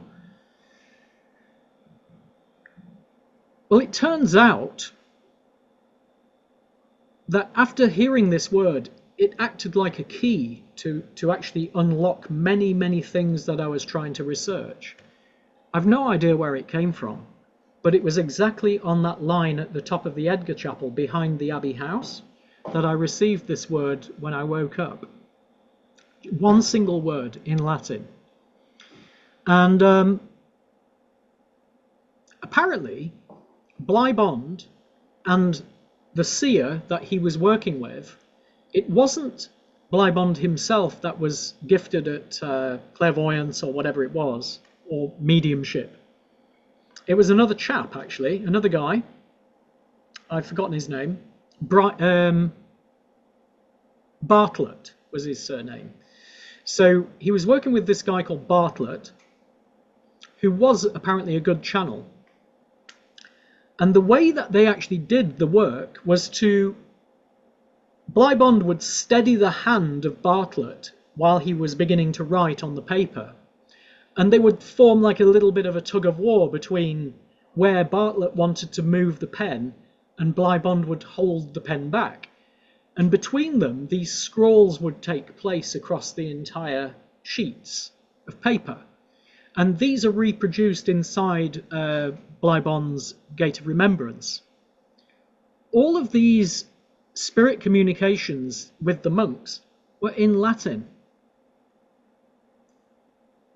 Now, how on earth would they create Latin words when they're struggling together with a pen? It makes the mind boggle. But the fact that I received a Latin word exactly there that acted as such a powerful key for me personally in my own work makes me wonder. So that's the answer. Sorry it was a bit long-winded, but thank you for the question. So thank you so very much, and because also it's very personal. If I may, it's almost philosophical, existential. All of this, and so the synchronicities and also the geometric and blah blah blah. I mean, what kind of sense you make yourself? And you know, also I don't remember what was said when you were talking about the monk and so on. You know, eternal knowledge and so on and so on. I mean, in 2025. So I understand what is above is below, and the body and the spirit and the blah blah blah. Yes. But I mean, I would almost say, what next? What does it mean? Just I don't know if I can express very well, but how Pascal, does it? I think I very much get the sense of what you're asking. As I sort of hinted at when I was reading those passages from the Gate of Remembrance from the monk, there's very much, it's a very interesting answer that this monk gives to what is a pretty straightforward question. But the answer, as I tried to hint at, is one that gives the one who's asking the question an insight into the transcendent nature of reality, and the fact that memory exists on all of these different planes, and the memories of one's existence, one's past life, if you like. It has a very Pythagorean sense to it, actually, in the way that the Pythagoreans would believe in the what's the actual? I'm trying to remember the actual terminology of it. The transcendence of the soul, or the metempsychosis, or whatever you call it. That actual movement between one plane of existence and another, and the reaccessing of that information. I likened it to like a rocket in different sections. So the parts fall away, the shells fall away. The automatic part of the self, the nefesh, if you like, within Kabbalistic terminology, exists on that plane. If you put it into Egyptian terminology, you of course have the idea of the car, the bar, the cart being the physical body, the car being like that nefesh or ghost body, the habit body. The next level, the bar, depicted with the wings flying above and beyond, having some sort of freedom. Usually depicted as a human head with wings. So mental freedom, the nous, we're entering into the realm toward the nous of the Platonic and Pythagorean ways of seeing the levels of the soul. And then finally into the ach, which is the pure nous, moving into the fire, the ibis bird. It shows, with the answers that are given, that the role that was played by a distant aspect of the self that is the person that they're communicating with. It's almost like the monk who is no longer the monk. He's now a transcendent being. You might say he's almost angelic now, who knows? But he's speaking through this little part of himself. Let me try and find the actual original part that I read, because there's a specific line in there which is very interesting. Why cling I to that which is not? It is I, and it is not I, but part of me which dwelleth in the past. So it's almost like this fragment of the self that a part of consciousness still can access from a higher plane, and those who are still here in this world can somehow cause a resonance to occur, to cause an answer from that higher part of the self. Perhaps this occurs because the goal of what it would ultimately deliver to mankind was valuable enough for the response to be given through that past incarnate speck of the self of the monk. I don't know. Very much. Thank you so very much. But I hope you get the sort of idea that I'm getting across here. Very last thing, and then I drop Thank you, Pascal. the mic. But when you were explaining right now, the last 2 minutes, what came to my mind is the following, and I share it with Louis like this. The real Glastonbury is still to come. Don't know what does it mean, but yeah. Yes. Well, with you. Thank you, Pascal. Yes, of course. I mean, in Jean-Michel's book, The City of Revelation, he calls it the New Jerusalem and so on. It's this idea that Glastonbury was this heartland that would channel the higher planes into this world, into this realm, to enable an opening to take place, which would ultimately benefit the healing of the whole planet. And I think that that's really the role. And what I can't help but make clear to you all is the fact that despite the destruction and the actual attempt to destroy this place, it actually got more powerful. So it became, the spirit flows through it so much more clearly now than it probably ever did, I would say. Thank you. Brilliant. Thank you. Thank you. Nanek, I can see Nanek has a hand up there. Can you hear me, Nanek? Hey. Hello? I can hear you, yes.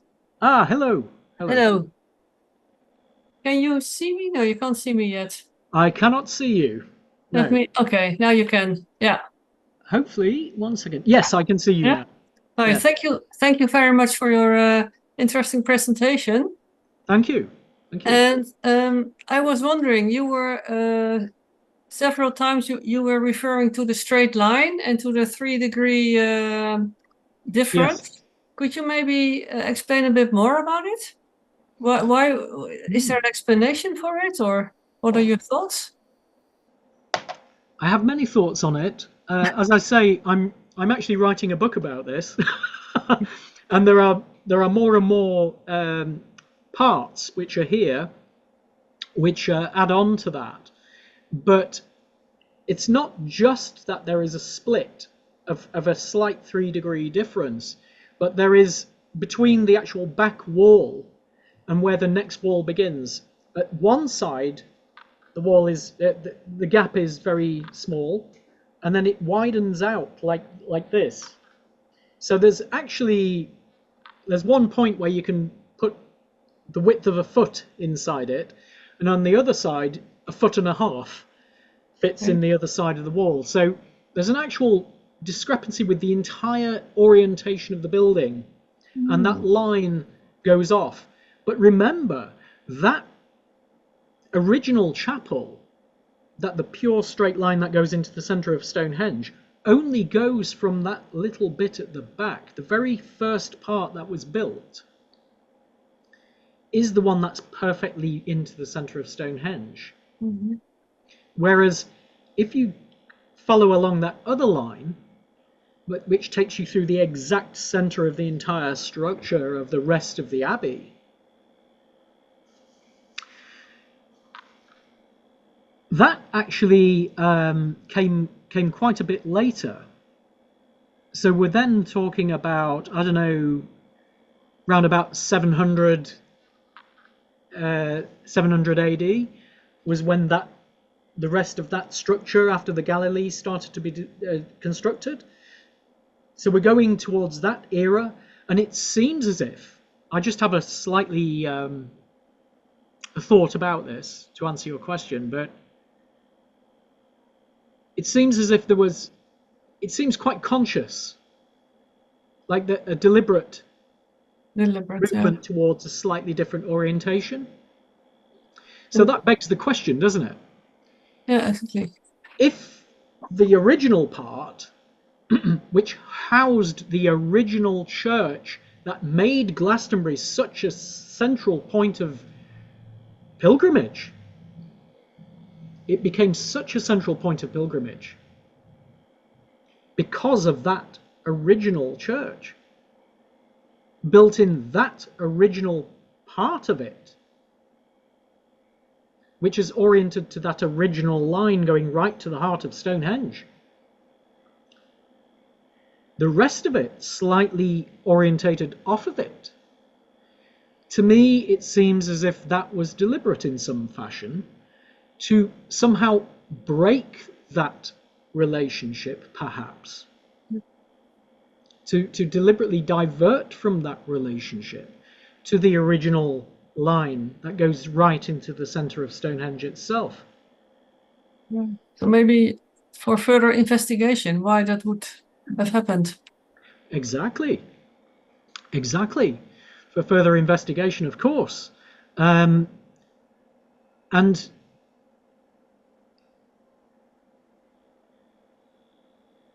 yeah, it begs many questions.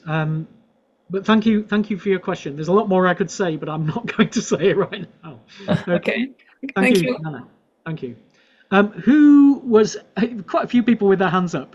I'll have to pick one. I'm sorry I didn't see who had their hand up first, but I'll go for Alessandro first. Thank you very much. I think you can hear me. Yes. Yes. I will try to speak louder. Yes. Thank you for the beautiful things you have told us. Thank you, Alessandro. For the many things we learned. Just a curiosity, a technical curiosity, if you mean. You were using as a measurement unit a foot. Yes. If I well remember, in other place around the 1000, the 11th century, some church architects were using something like the Pertica Pisana for the Cathedral of Pisa, which was actually a fraction of the circumference of the Earth at that latitude. Did you find some kind of measurement units in the Glastonbury? Yes. Now, I don't have time to go into this, obviously, in any great detail, because I want to answer all of your questions as quickly as possible now. But but basically, yes, there are indications that the builders were aware of units that measure things such as the circumference of the Earth.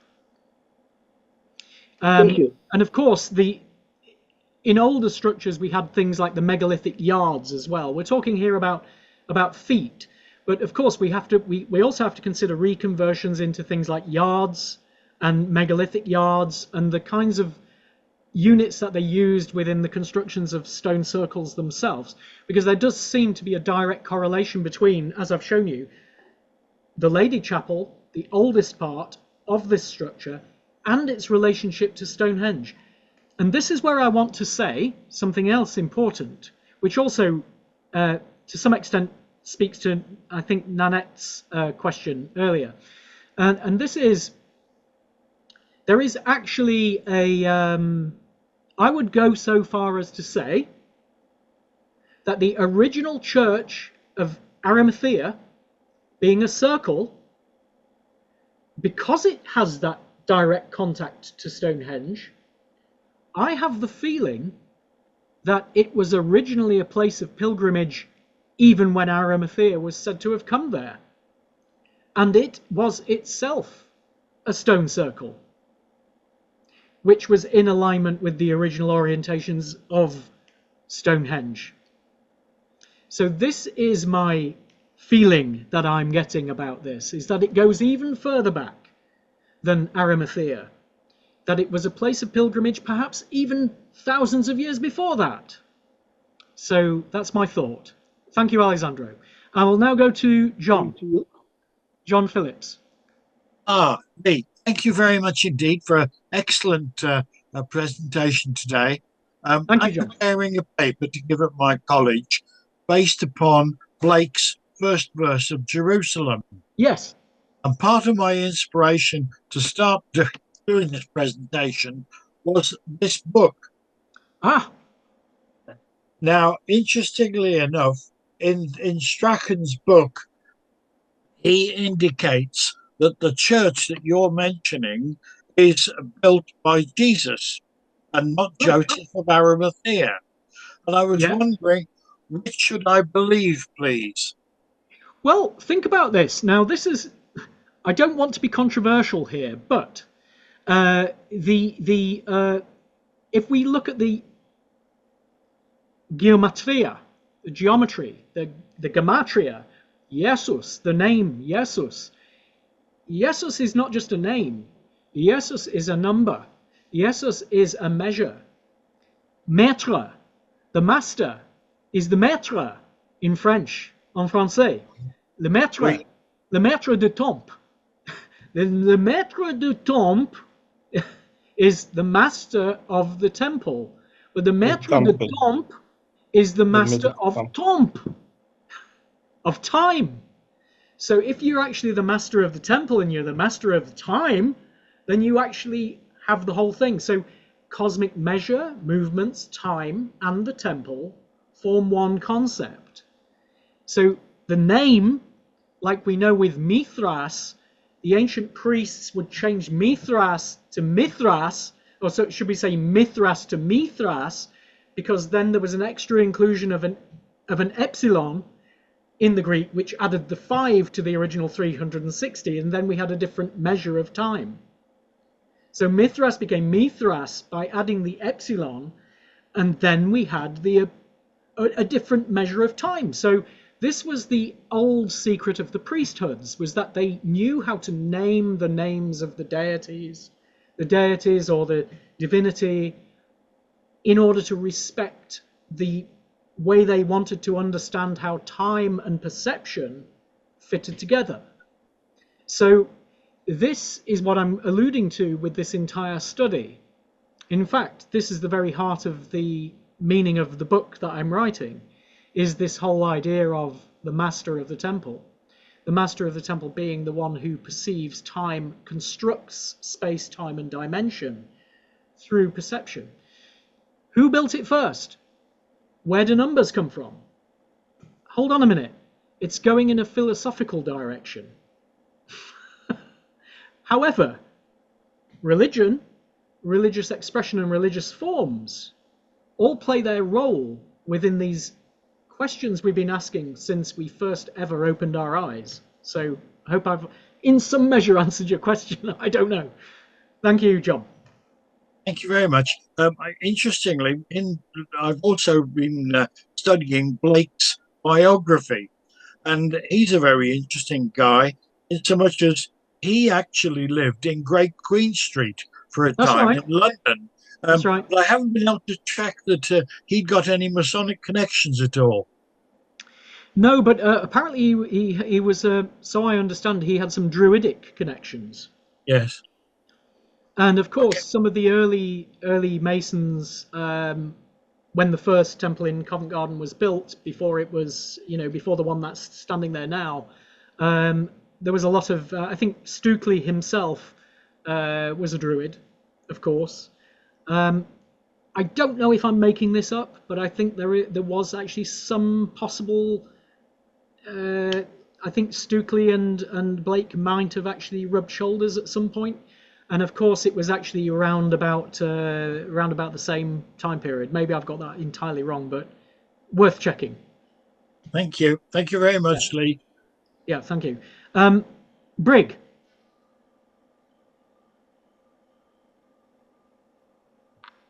Brig, I think you're muted still at the moment. Try that. That's good.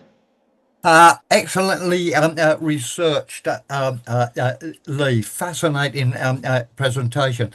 I want to briefly touch on the utterances, or the alleged utterance of this monk, especially with regards to that simplistic but enigmatic statement.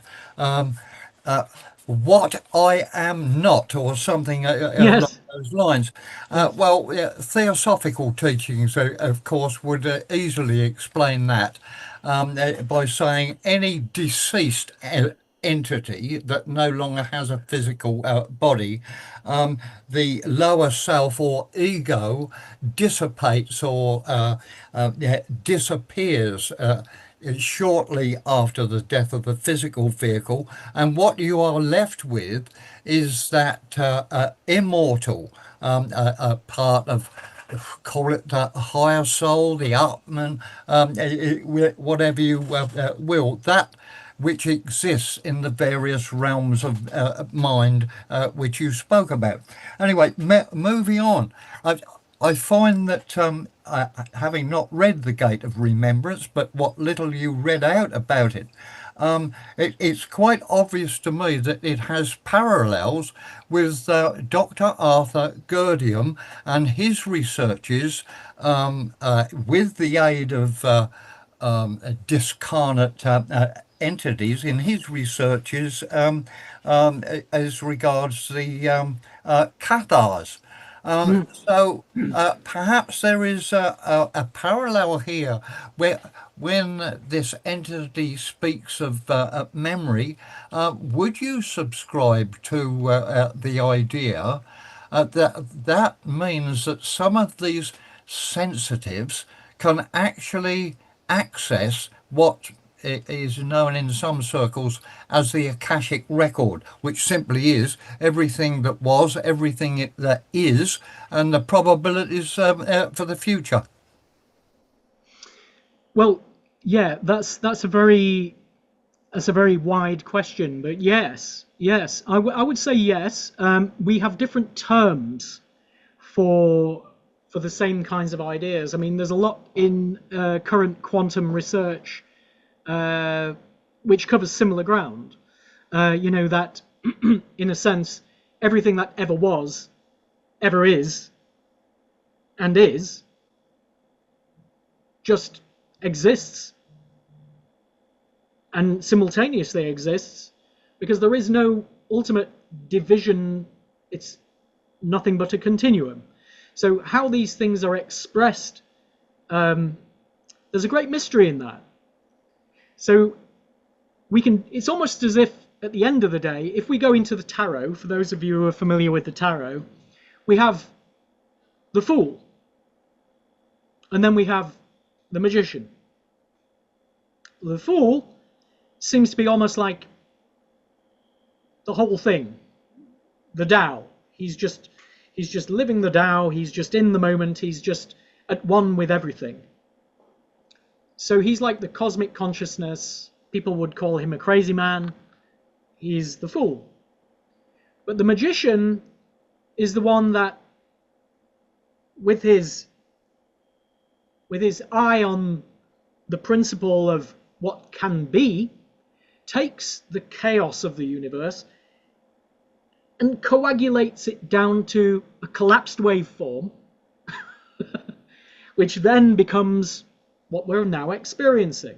Out of all of the possibilities, of all of the things and forms that you could be right now, you are choosing to sit on the other side of this screen, listening to me babbling on at you, and you've collapsed the waveform in order to experience this particular point of reality right here and now. Lee, what's even more irritating, you mentioned quantum physics. Well, some areas of that thought is now suggesting that because particles can be in two places at one time, this suggests that the past is flexible and can be moved just as well as the present or the future. And if that doesn't do one's head in, what will?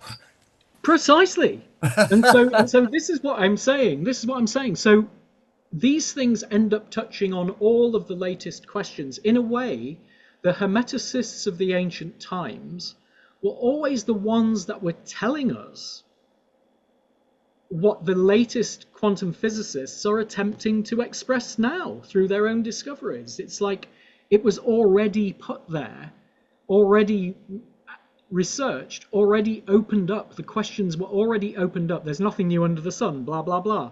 The questions were already opened up by the most ancient philosophers and were explored and given modes of expression to try to explain why these problems were plaguing mankind and what can we do about them and how do we understand them.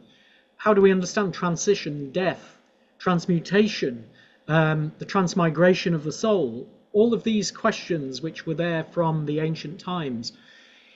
To me, those who built in stone, those who created the dimensions of the temples, those who actually gave these keys for us to look at, were actually giving us the possibilities for us to reflect upon in this manner.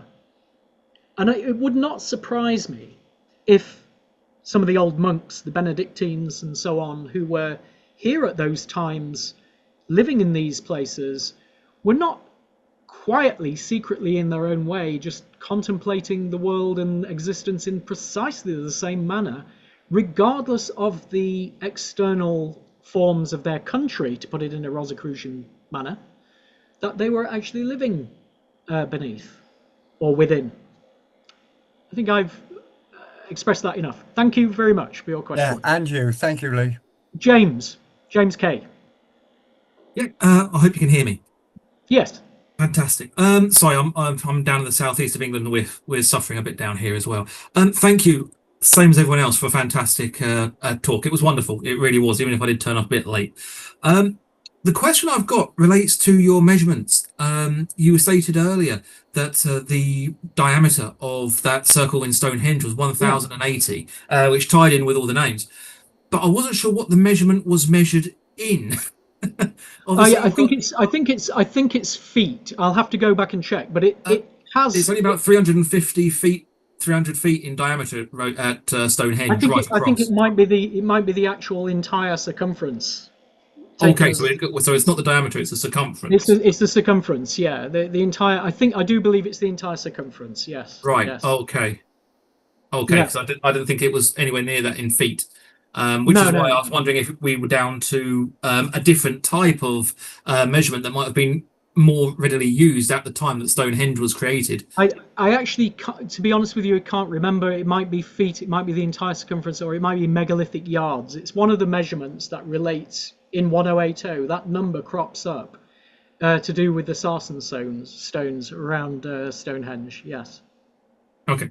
Thank you. You can go away and check it, but. Yeah. That is basically what that related to. Yeah. Any other questions?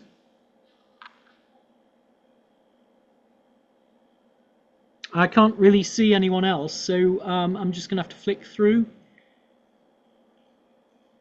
I think that's it.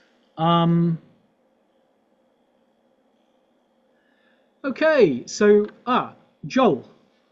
Question from Joel. Hi, I don't know if you can you hear me? I can. Oh, good. Yeah, so I was just checking on maps, and Glastonbury Music Festival is happening next week. It is actually in between Stonehenge and the Abbey, and I'm wondering if you've already looked into that and if there's any correlation at all with that for any reason whatsoever.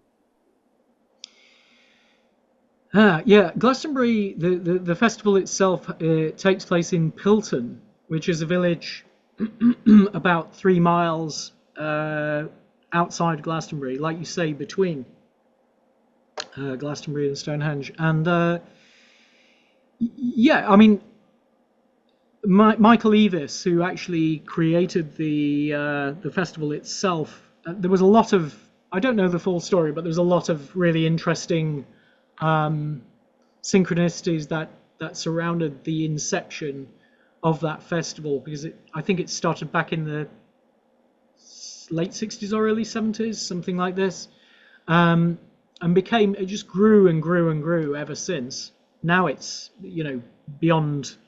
I mean, I can never get in there personally. You know, I've not gone there for years and years and years, but just can't get in there. So I think tickets sell out within, you know, 1 day or something these days. Yeah. But basically, it has in terms for those who believe in energy lines and earth currents, it is deliberately placed where it is. It was deliberately created exactly where it is because of the significance of those power lines that run through that area. In actual fact, there's a famous stage at Glastonbury called the Pyramid Stage. Yeah. Which was, I think Jean-Michel had something to do with affirming the geometry of the Pyramid Stage, because the place where it's placed is a real power zone, and they wanted to amplify that. So they built the Pyramid Stage exactly where it is for a reason. I think that's it. Thank you very much. And I also want to say thank you for your lecture today, because it was very insightful and very, very interesting. It just kept expanding and expanding and covering so many different areas of esotericism. It was, yeah, very enlightening. Thank you very much. Thank you very much indeed. Thanks, Joel. Thank you. So, I don't know if anybody else wishes to ask a question before we pack up, but if not, I will just make one final announcement. A post up to everybody here, a way to contact me personally if you're interested in this subject. I'll just put my email.